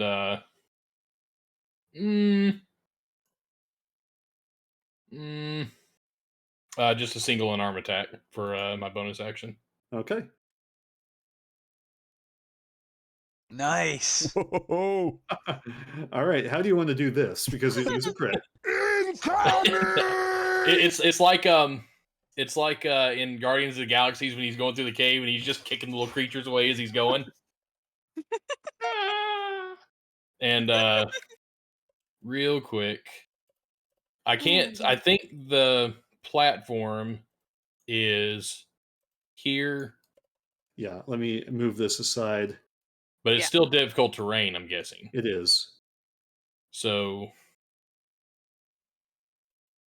Yeah, 20 feet should get him. Okay, that'll be 20 feet of movement to go there. That'd be 30 feet of movement. Would it be 30? Okay, was it 15? That's 30 feet, so he's got 10 more, and that'll get him right there. All right. And that is my turn. All right. And I just want to announce that Countess Rose gave us an awesome raid. So shout out to Countess Rose. Thank you very much. you. Hey, Very welcome. much. And I've given her a shout out in the Twitch chat here. So everybody, please also check out Countess Rose. Super awesome. Thank you again. Countess Rose, I'm giving you inspiration. An inspired maneuver. I'm going to go ahead and add a Countess right now. For later. All right, that'll bring us to Rakaw, who is amazingly still up. Yeah. Got a little lucky there. But will I be attacked by the cat? Yes. So 100%. let me measure real quick. So that's 20 feet. Mm-hmm.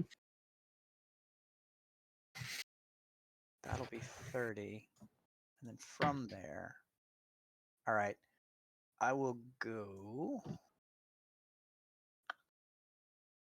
I'll use my movement to head into the vines and kind of sidle my way through. I'm a bird. I'm not really great at just ducking and weaving, but squeezing through. And when I get here, this guy has taken no damage, but I don't want him to try to get too close to anybody. So I will do a little wing whip, and out goes another skiing penguin into the air.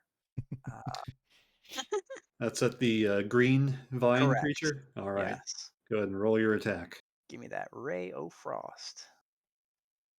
Um, Hey. yeah. That'll hit. Nice. We like it. Ooh, good hit too. Nice big hit. And All right. as a point of note, its speed is reduced by 10 feet till the start of my next turn. Nice. Okay.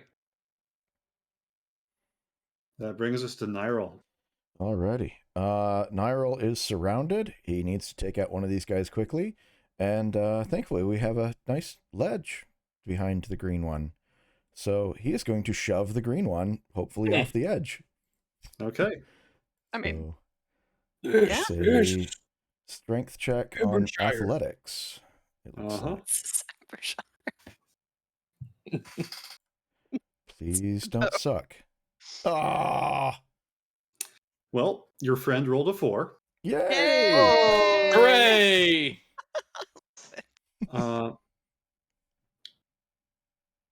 Now, when you are pushed off of a ledge, you do get to roll a dex save. Aw. So he is going to try that to see if he's able to cling to life. He got a 19. Ah! So he is. As my reaction, I would like to invoke the Amaranthine Oh. and swap his saving throw with an 8. Okay. Oh. That brings it to an 11. And you see he grabs onto one of the planks and has a firm grip. And then crack. That little bit of plank just happens to give way. And he's going to plummet all the way down. Mitch, can you please roll me 6d6? Oh, yes. Nice. I'm so happy. That was beautifully done. Oh. He falls and just bursts into splinters on the Nice. ground. Oh, yes. And Nyril is now very glad that he didn't fall in any of his own jumps. That one, gravity gets that one. Doesn't count. All right, that's your action. Anything else? Yes, as a bonus action, I'm going to take second wind to try to regain some health here. So, all right. As a little bit of a visual, like I imagine that the little as the vine creature was holding on to the planks, like this tiny little glowing bird just kind of settles on it, and that's just enough weight to break it. Okay. I love it. I like it. This did not work right. So you can calculate right either? No, it gave me the straight roll, the 1d10, but it didn't add my fighter level, which should be 5. Yeah, all right, so just take 7 health. Yeah.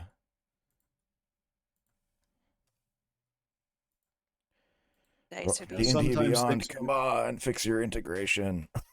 Some things don't get parsed well. It's probably Beyond 20 rather than D&D Beyond. Yeah, I don't know if they're made by the same company, but all right. And that's it. Okay. Brings us to this vine creature, whose speed has been reduced by 10 feet. What do you want to guess its speed is? 10? You see it, the ice is pooled around its feet, and it's struggling. Love it. And it doesn't move at all. Excellent. Hang on. I have been corrected by chat. So I did do second wind. I didn't see it actually roll. It popped up the thing with the roll above it. So it actually was a 13. 1D, so I just clicked on 1d10. That's why it didn't work right. Thank you, Razorwind. Thank you very much. So that we will definitely give that to you then. Okay. Thank you. There's a better roll than a 7. Yes. Thank you very much for that. Well, he literally can do nothing. So, Keela, you're up. All right. Has to deal with a cat. All right. Well, since the jig is up, 25. We are going to shoot. Why not? We'll take out this little guy. Okay. And it's just gonna be a straight roll. Never mind. Just never mind. Crossbows jam at the worst times. I'm just gonna have myself a sit down for the rest of the fight. Okay. Oh, Oh, poor bird. Aw. sad Keela hurts my soul. It's just like just smacking the thing as it's not firing.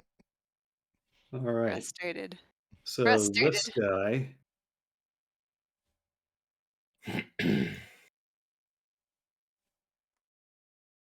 is going to step here and then step here. That's going to incur an attack of opportunity. Yeah, it is. So, let's see Get 'em. here. Longsword, please don't suck.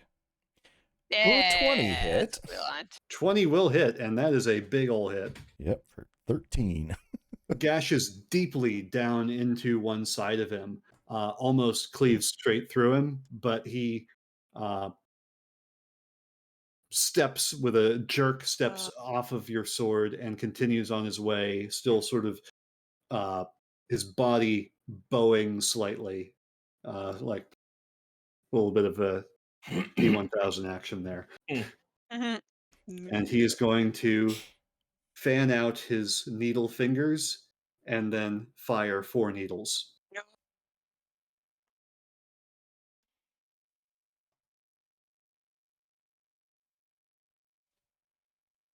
So against Nyril, whoops, that's a nat 1. Yep. Against Keela, 21 to hit. Oof. I'll do it. For 5 damage. Okay. Against Theron, 11 to hit. Misses. Against Rakaw, 17 to hit. I think Pretty sure that Rakaw hits, is but Rakaw is cat distracted by aggroed. Kitty. Yep. So Rakaw takes 4 damage. Oh, Rakaw just got smackoed Yeah. by needles. 4 Yep. damage, sir. Okay. Oof. And that is his Bad turn. face. Little twigs they're gonna keep on trying. Yeah, No, they little are. guys, you can do it. We're gonna that- make it on our Sarfang. own. Jeez. Get that big old mean rabbit.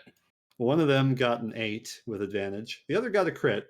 Yeah. So Nyril, that you're gonna take 7 piercing damage Oh, from his jeez. claws. Owie. That's a little more mean than 2. Mm-hmm. All right, Theron. Running slash at green here. Okay. So just to keep count too, because it might be important later. That's gonna be 25 feet of movement. Mhm. And yeah, he's coming right in to take this thing's head off.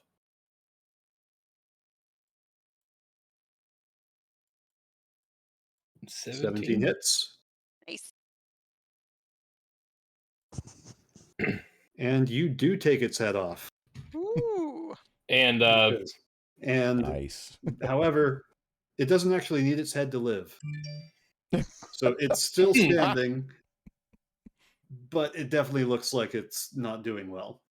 so the momentum kind of takes him through, and he still senses this thing standing. So as the sword comes through, he spins and does one of those little backstabs like that. All right.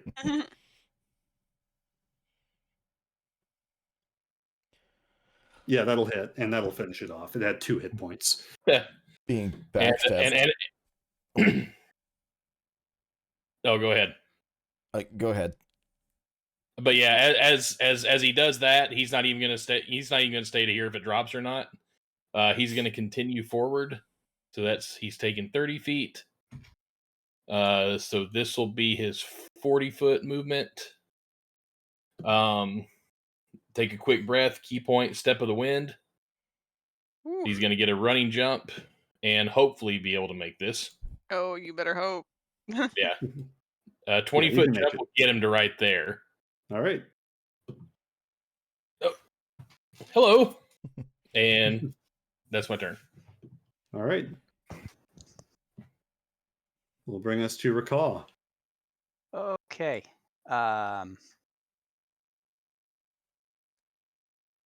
Give me just a second to get the lay of the land. Oh, we've knocked a few things out. Okay. We Yeah. have. Mm-hmm. Whew.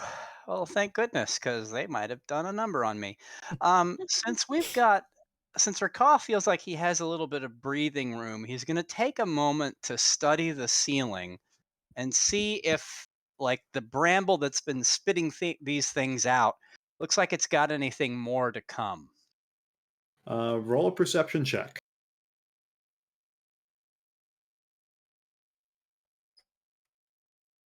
Yeah.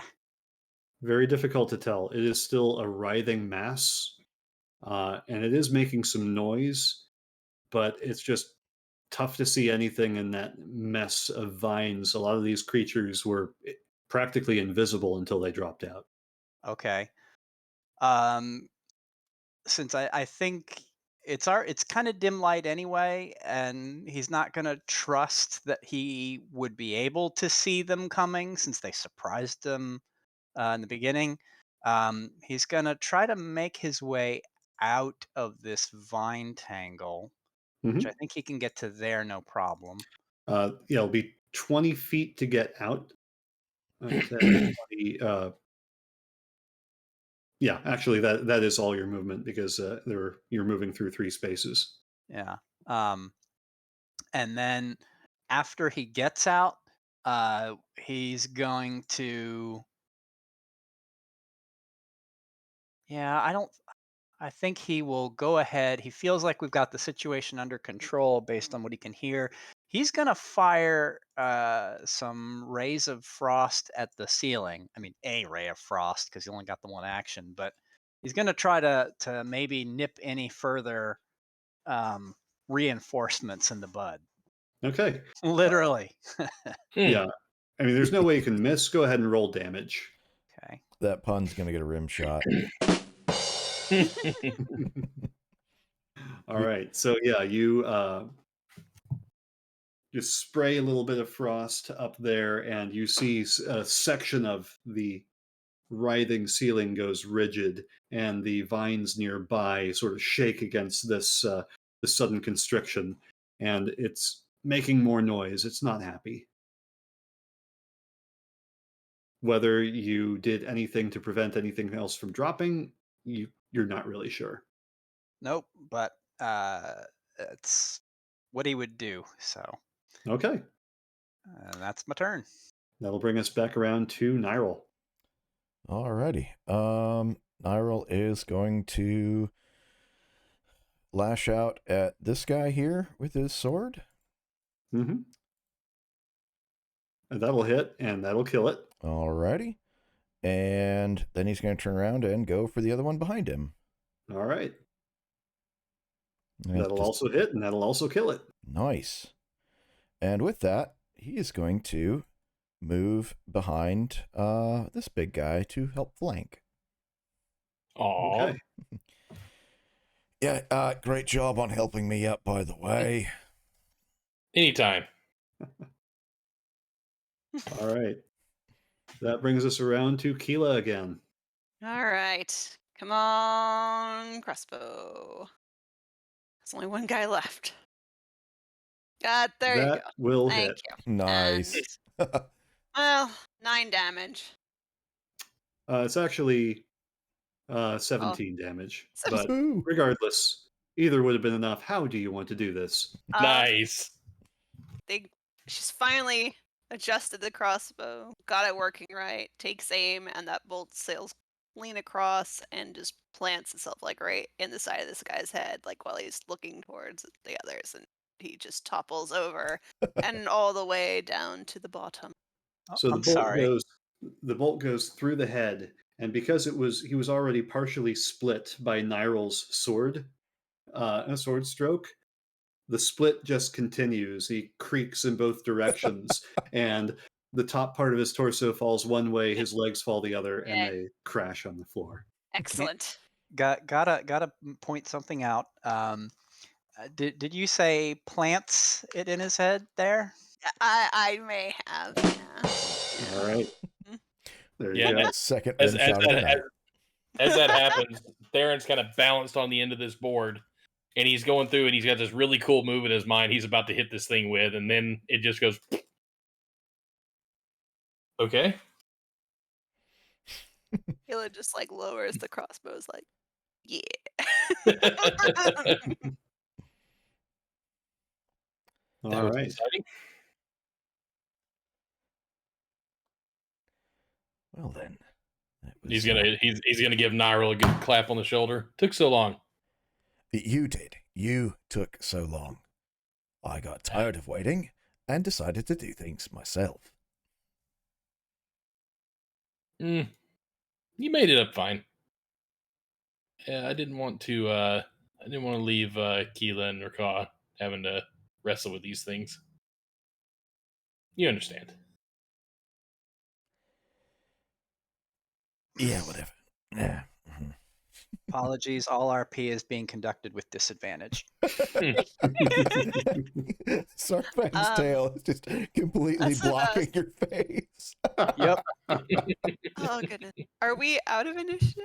We are out of initiative now. All right. Yes. With that being out of initiative, Keela sees that she needs to catch up to the rest, or at least the other two on their side, so she's going to rather effortlessly hop up there using the yeah. glide, and again over to here, making it look stupid easy. Like, why were you guys making such a big deal out of these things? I think Raka is going to take the long way, and as he goes, he's like, basically frosting the ceiling to try and cut down whatever bramble is up there, so that we don't have to deal with this again. Yeah. So as you do, the more of the ceiling is becoming rigid. You hear that awful shrieking noise, but as you're spreading that frost around, the overall noise level is dropping. Mm-hmm. And I will, when I get here, I presume I can just glide across with no real effort or yes. ability check. Okay, well, I'll And do that to get to the rest of the group. And if there's any bramble above that platform, I'll also frost it. and after about 30 more seconds, this pile of vines withers and drops to the floor. And you see the gate that is leading out to the exterior of the tree again. There is no other obvious way forward. So in the chat, Whiskey is saying that Tail of Cat adds 10 healing points to all spells and potions. There you go. It's worth the lack of any sort of concentration spells being able to be cast. Oh yes. A minute ago when those vines came up, I know we had the strength check to see if we got wrapped up, but did that do damage at all? It did no damage. Okay. Nice. I'm trying to figure out if I missed damage somewhere because I don't have a scratch on me right now. I'm thinking I forgot to add the damage in somewhere. I'm just trying to figure out where I might get hit at. I don't Did think you? you did. No, I I don't got even hit. think. I Yeah. don't think you got hit at all. Yeah. Yeah. Did I pull a flawless victory? I believe you may might. have. Yeah. Nice. Yeah. Yep, because Being Nyril came insufferable over to now. take a bunch of hits for you. Well, Yeah. that's why you got that big old clunky piece of metal in your hand there. Oh, Yeah, it's God, I forgot to use the doggone shield thing on my I was armor. wondering, Ah. especially when they all four were arranged right around you. I was wondering if you Could have popped the armor exploded. radar. Yeah, I forgot. Well, oh well. But I mean, your play was still good. I wanted to shove somebody off the edge. That was good. So that was worth it though.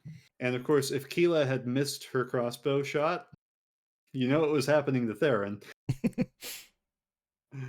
No, I knew it when I got up there. I was like, he's gonna do it. I know he's going to. Yeah. Sure.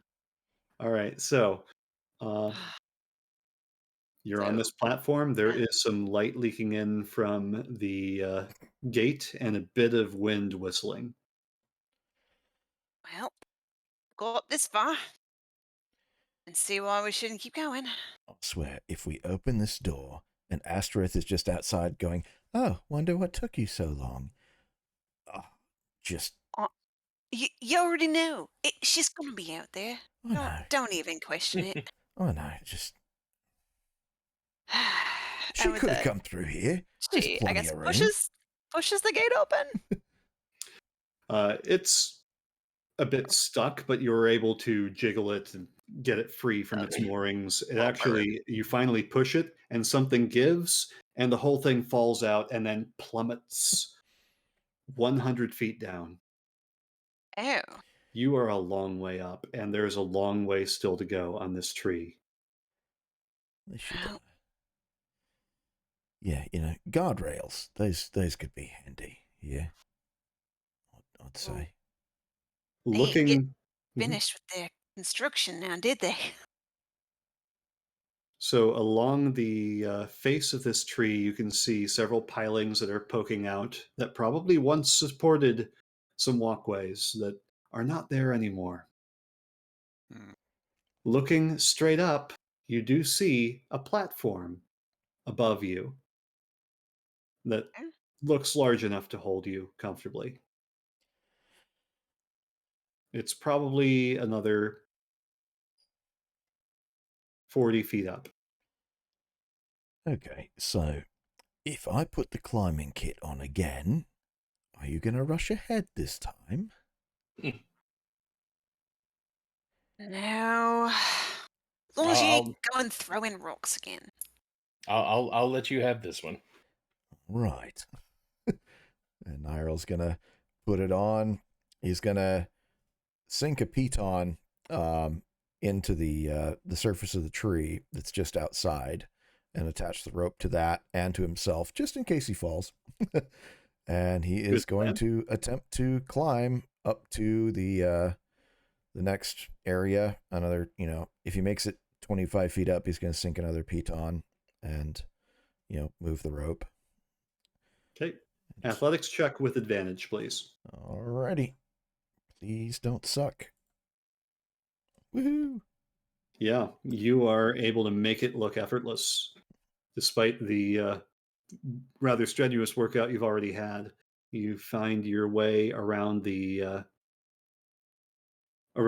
craggy bark of the elm, and you even manage to get the rope secured to some of the more secure pilings, and you create a secure route. Nice. All the way up to the second platform. All right. I'd probably say one of you at a time, just in case. Who's going up next? Keel will shrug and head on up. Okay. Athletics check with advantage. Oh, this is not going to go.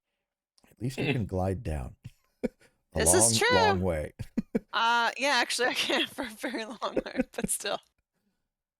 All right. Woo! No problem at all. You honestly didn't even need the rope, but you hold on to it to make Nyril feel good.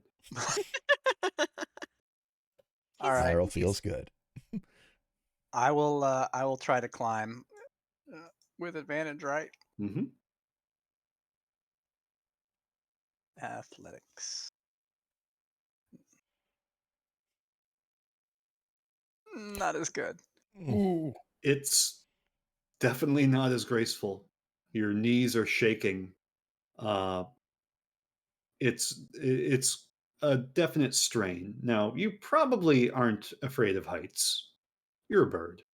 Or, well, I'll leave that up to you. But what do you what does Raka think when his feet slip on a slick piece of bark he wasn't expecting, and then he looks down and sees a bit of bark come loose and tumble 100 feet down to the moat, the acidic moat below? I think he instinctively, locks his wings as a bird and is just like, oh heck, I gotta do this again. You actually don't slip because you still got you don't fall because you still have a hold of the rope. Oh, okay, I misinterpreted. Then I think he would be like, I don't want to have to do this again. So he just grabs a little tighter Mhm. and makes it up. He's not. You are You've hit the nail on the head. He's not terribly afraid of heights, considering his time at Alderheart. Oh, sure. And you're able to make it up, and definitely Nyril and Keela are also able to give you a hand. Yep. And that just leaves Theron. Uppity we go. Nyril ready's a rock. No, he's not going to. Yeah, because it worked out so well for him last time. Yeah. And that'll be enough, definitely. It's just you don't need. the assisted climb made it a low DC. So you can't really recover the rope because it's attached to the piton at the bottom. But that rope came with the climbing gear. You probably have extra ropes. Yep. Mm-hmm. Yeah. And when one of us falls, we'll have this to climb back up on. Well, I mean, we'll kind of probably need it to get back down again. Oh, down's easy. Yeah, down's easy. All right. So this platform is not huge, but it's enough to hold you comfortably. And you see another gate in front of you leading to another gap into the tree. You see no sign of Astereth. Do we see any labeling or wording above the gate? You see there is a sign that doesn't look like it was intended to be permanent. The lettering is very faded, but you can just barely make out the words crew quarters.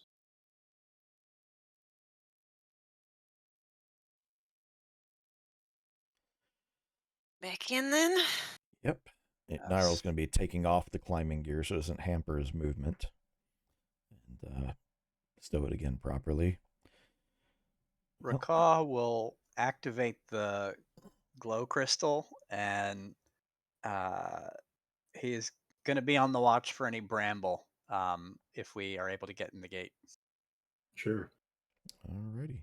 So the gate, again, it's very stuck, but you're able to wrench it open, bringing you into the next space.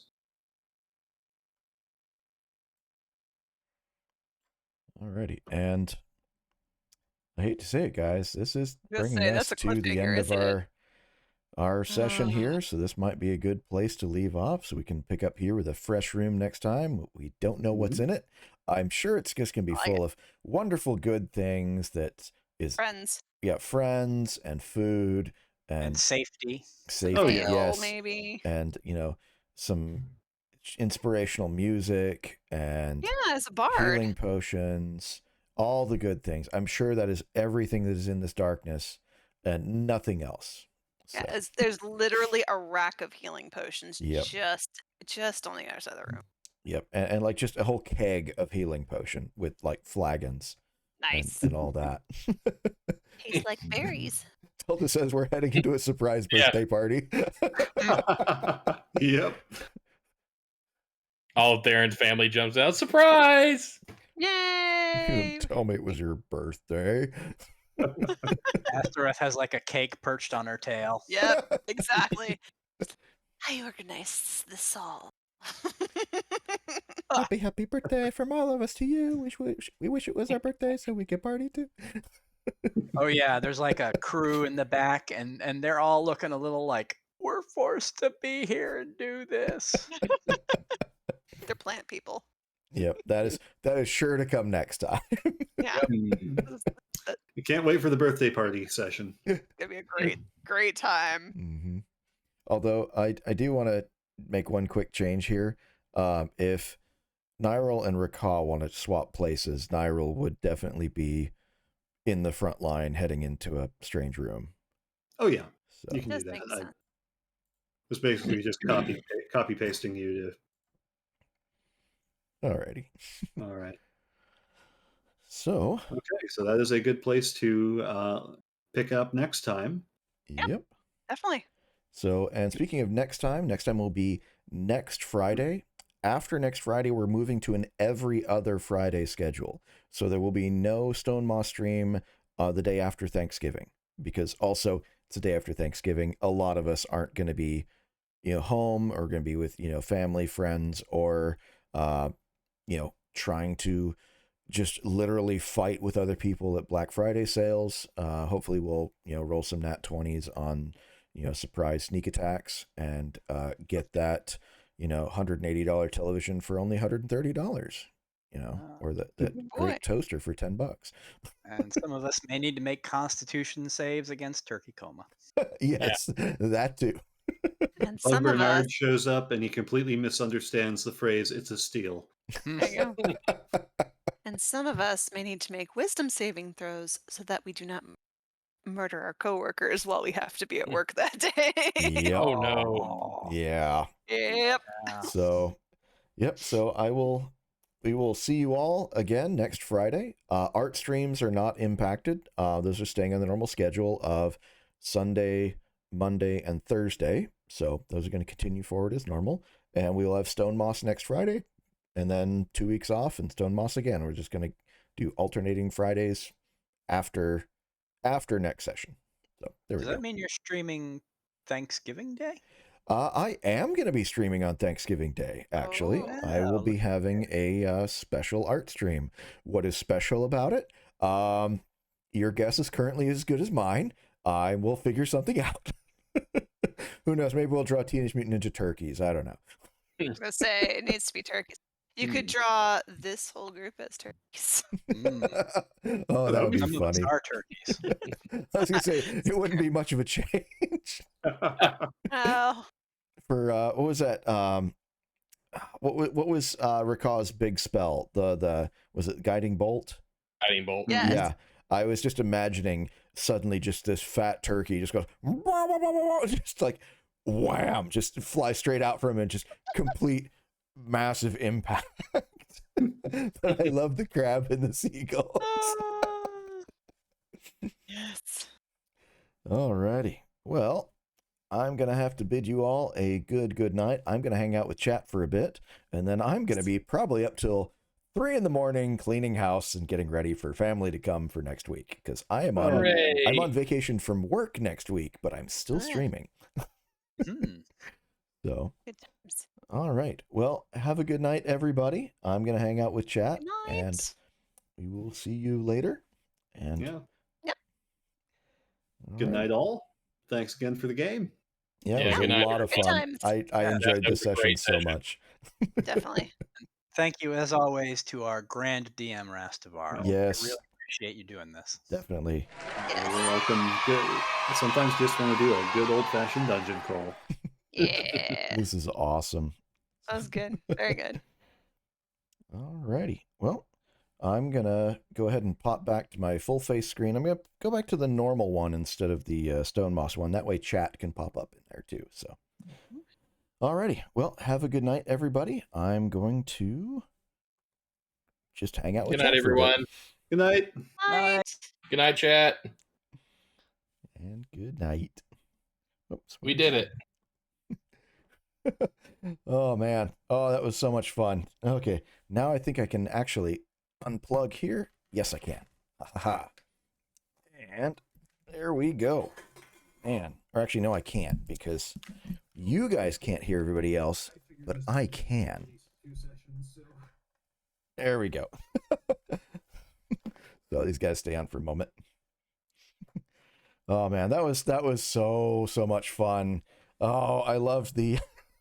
Okay, so normally you shouldn't have members of your party attack each other, but that was awesome. I couldn't resist. I just couldn't. Because I mean, Nyril, he was trying to be helpful, and Theron just to show off. So yeah. So he's chucked a rock at it and crashed him down. However, Nyril was now expecting to catch it and throw it back, so, you know, that's going to leave a little bruise right there, I bet.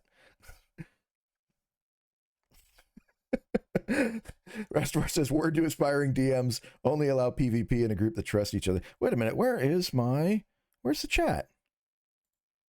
There it is. Hey, I was wondering why that wasn't showing up. Oh my gosh. So, a couple things happened during the stream I want to shout out. First off, thank you, Countess Rose, for the raid today. That was super duper awesome of you. If you're still here, I really hope that your stream went well. Hope it was a lot of fun, and thank you again for that. I'm going to give you another shout out here. Oh, come on, if I could spell right. There we go. Please, if you guys are not following Countess Rose already, please do. Please check her out. She's got a great channel. Wonderful fun. So please, please, please check her out. And thank you again. And also thank you, Whiskey Hunter, for the gift sub for Razorwind. And thank you, Razorwind, for pointing out that I completely missed on the second wind. Sometimes you get a bit too wrapped up in the game and you miss what's actually going on in the game, and it happens, you know, on pretty much every D&D session, somebody's going to miss something. So it's great to have others there to catch it, and that is great fun. But yeah, the PvP inside the group. That was too much fun. Yeah, Roll20 isn't always perfect. And Arastor is saying he's not sure if Roll20 and D&D Beyond are made by the same group. They are not. If they were, then D&D Beyond would have it integrated directly into D&D Beyond, I think, and some of the integration would work better. How they've managed to get Roll20 and D&D Beyond to sync like that is honestly amazing, because that is so much data that needs to go back and forth and be parsed correctly. Or Beyond 20, not Roll20. Yeah, sorry. Yeah, Restaurant says Beyond 20 is a great tool, but it's definitely not perfect, and sometimes it results in number salad. Yep. Yeah. So yeah, it does a lot of good. I'm really amazed at how well they integrate. We have not tried Foundry yet. I know a lot of people really like Foundry instead of Roll20.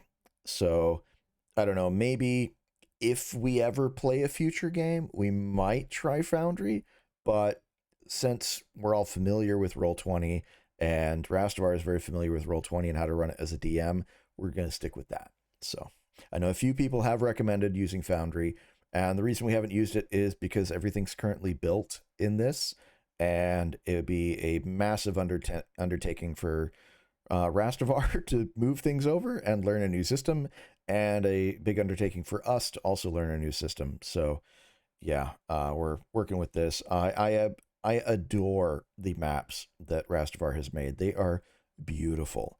I've seen maps that are like official content that don't look as good as these. So Rastavar, awesome work on these maps. You do so much for this game, and it is extremely appreciated. Thank you for that. Quite sure he's grabbing a rock. Oh, you better roll high and hope that it doesn't roll higher and throw it back. Whiskey was saying, yeah, I was looking for the D&D Beyond stat sheets when y'all play. I don't think that our character sheets are publicly available. I don't know if we're going to make that available or not. I think it's going to be, I will be posting up the current stat, you know, like little blocks that sometimes show up in our little Brady Bunch screen, which we didn't use a lot today because we had a lot of maps. So we do have stats broken down for everybody at their current level, and I don't believe we're going up a level now, so it's going to be constant at that. So those I can post to the Discord. It was suggested that we put up a fan art section for Stonemoss Abbey in the Discord. Yeah, I will do that, and I will put in the character sheets for all of our main characters, as well as the baddies we've encountered so far. Or just basically characters in general. I'll mark the ones that are the main characters. I'll mark the ones that have been known baddies, and then I'll also mark characters that we've just interacted with too. So that way you can tell who's who. But yeah, that's going to be going up. And I believe Quachiri put a piece into the Discord. So I'm going to have to figure out how to pull that up right now. How am I going to do this? Hang on. I have an idea. I have to do some work behind the scenes first. And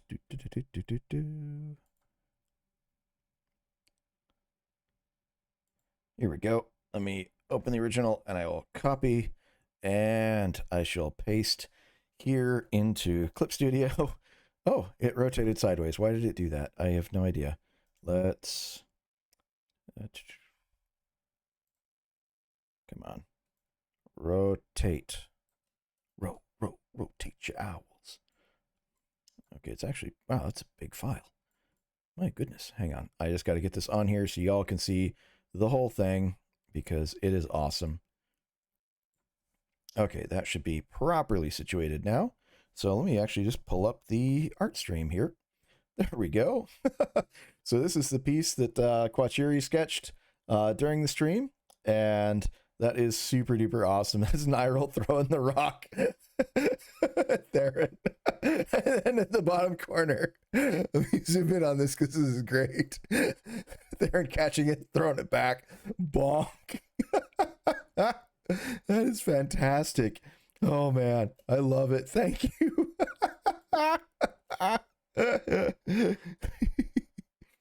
And we also have another sketch. Delta did one. Oh, this is adorable. Oh my gosh.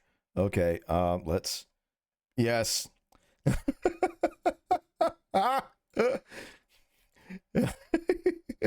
This is. Oh, why did? Oh, man, the Streamlabs stuff just. I don't know why it turned off for everything. Hello there. But oh wow, thank you for the follow there, Shadow Warrior Wolf. We've just wrapped up tonight's D&D session. We've got some amazing fan art done and put up in the Discord. This piece is by Delta Flareon, and this is, of course, Rakah's Frostbolt, which takes the form of a skiing or sledding or tobogganing penguin, depending on the situation. And that is amazing. Oh man. Okay, I gotta react to these now with the new bug heart sticker, because we have a new emote available, or a new emoji available on the Discord too, because I turned the, let's see here, where's it at? It's not this one. Hang on, is it in the emotes? Sticker bomb? No. Yeah, Clip Studio kind of crashed on me after the last one, so come on, let's open. I don't want to close that. Emotes. Here it is. Yeah, we made this new emote, which is now approved, so followers can use this one in the chat too. So followers and subscribers, as long as you're also following as a subscriber. Typically subscribers are also following, so not that big of a deal. But yeah, that one is available. Penguin froze your program. There we go.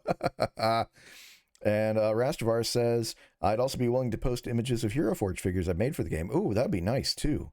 Man. Nomad says I used my last key point to throw that rock back. So that's why you wanted the long rest. I see.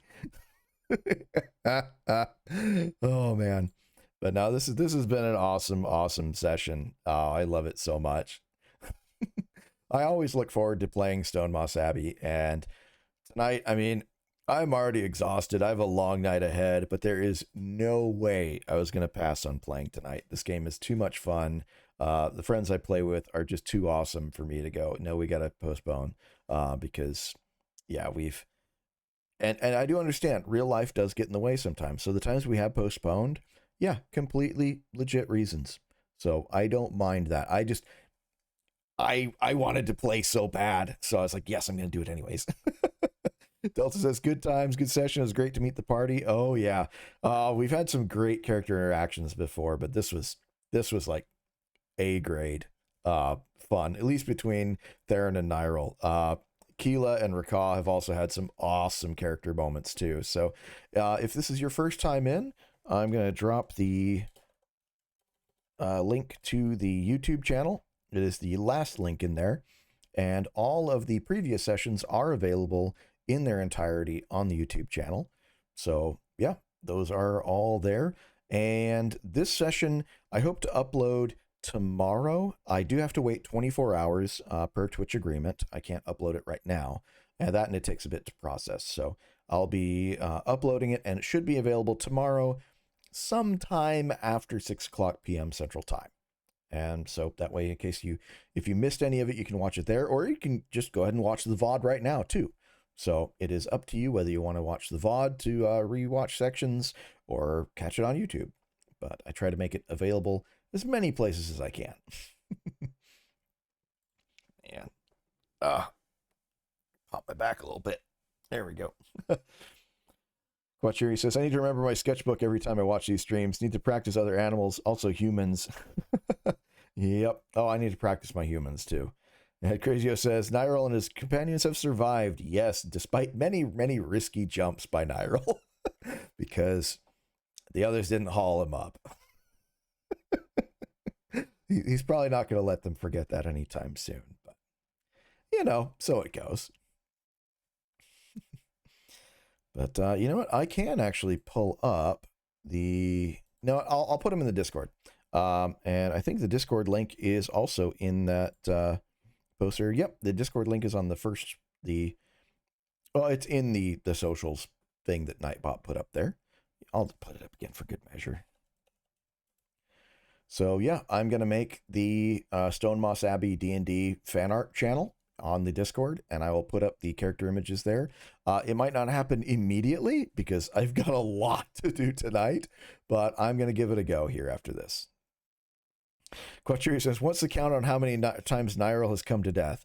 I think the official number is lots. Lots and crowds, because crowds are bigger than lots. And if you get that reference, you're in the know. But, oh man, I think it's going to kind of wrap it up here. Let's see if anybody is available to raid as well. And I got to just juggle some windows around so I can see two things at once. Let's see who is on.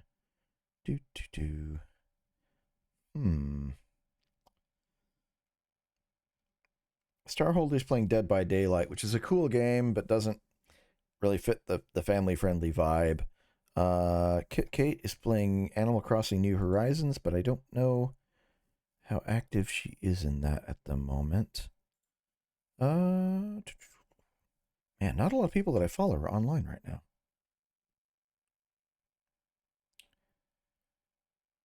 Yeah, that's quite a jump from D&D to Animal Crossing too, so we might just leave it here for tonight. I do want to thank you all again for coming out and supporting these streams. These are so much fun, and I also want to thank all my friends that played along with me. Tau Spoons, Nomad, Nuime, and of course our amazing DM, Rastavar, without whom this game would not be happening. And he'd probably have a lot more free time and be able to do a lot more things he enjoys. Or he'd be planning other games. So, like I said, he does DM other games as well. Some of them are on hold, but I know he's doing work for them. So I truly appreciate all the work he does here, and I know the rest of us do too. Yeah, Restaurant says I would definitely be planning other games. Oh, yeah. But, okay, well, I better let you all go. Thank you for coming in tonight. Sunday, art streams resume as normal, and you know what? I'll give you a sneak peek what we are doing on Sunday and possibly on Monday. I just need to get back to the correct folder here. Stream assets, Twitter ads. Here we go. So let me pull up my art screen. There we go. Coming up on Monday, we're going to be starting the Finish Him Challenge, where we've got a bunch of pieces that we've got half done or mostly done. We're going to get these things finished up because I want to finish all the art I've started this year, so that next year we start with a clean slate. That, and quite frankly, I really want to finish some of these pieces. So I'm going to pick one that I'm most feeling that day, and we're going to get them finished up. So, alrighty. So yeah, that's what we got coming ahead. So at least on Sunday, it's going to be a finish him piece. Monday, we might do some actual character design. And by that, I mean, we're going to be straight up sketching out a character, multiple poses, expressions, things like that. It's not going to be full finished art, but we're going to be designing out a character. So if I'm feeling that on Monday, we'll do that on Monday. If we don't quite finish up a piece on Sunday, then we'll finish it on Monday and then move on to something else. So with family visiting for the coming week, I don't have the time to pre-sketch and plan out pieces because I got to spend time with family. It's not often I get to see them. They live in another state. So yeah, it's going to be fun. But this coming week and maybe the following week, we're going to focus on finishing up pieces and getting things done. And on Thanksgiving Day, I will be streaming. So if you don't have anywhere to go, or, if, you're just at home or just whatever, if you want to tune in, I will be here. And I haven't figured out my hours for that day. I think it might end up being a longer stream, honestly. I might even start as early as 4, but I'll kind of figure out when I get closer to that. So we'll have fun regardless. So, okay, I have rambled on enough. Thank you, everybody, again for the follows, the subs, the raids, and just being here and enjoying hanging out and having fun in the game with me and my friends, because that's what it's all about. It's about having fun. If you're playing D&D to just number crunch, go play Warhammer. If you need crunchy numbers, play you some Warhammer. Roll 82 dice and measure things to the millimeter, because that's more the game for you. D&D, that's about story and character. And I'm not saying you can't have serious mechanics-driven D&D. You can, absolutely. But wouldn't you rather have a little bit more fun? I know I would. So, all right. On that note, I am going to have to bid you all good night. Thank you very, very much for coming. And I will see you next time. Nomad says, leave my spreadsheets alone. Okay, we'll leave them alone. All right, well, good night, everybody. I'll see you next time. Bye.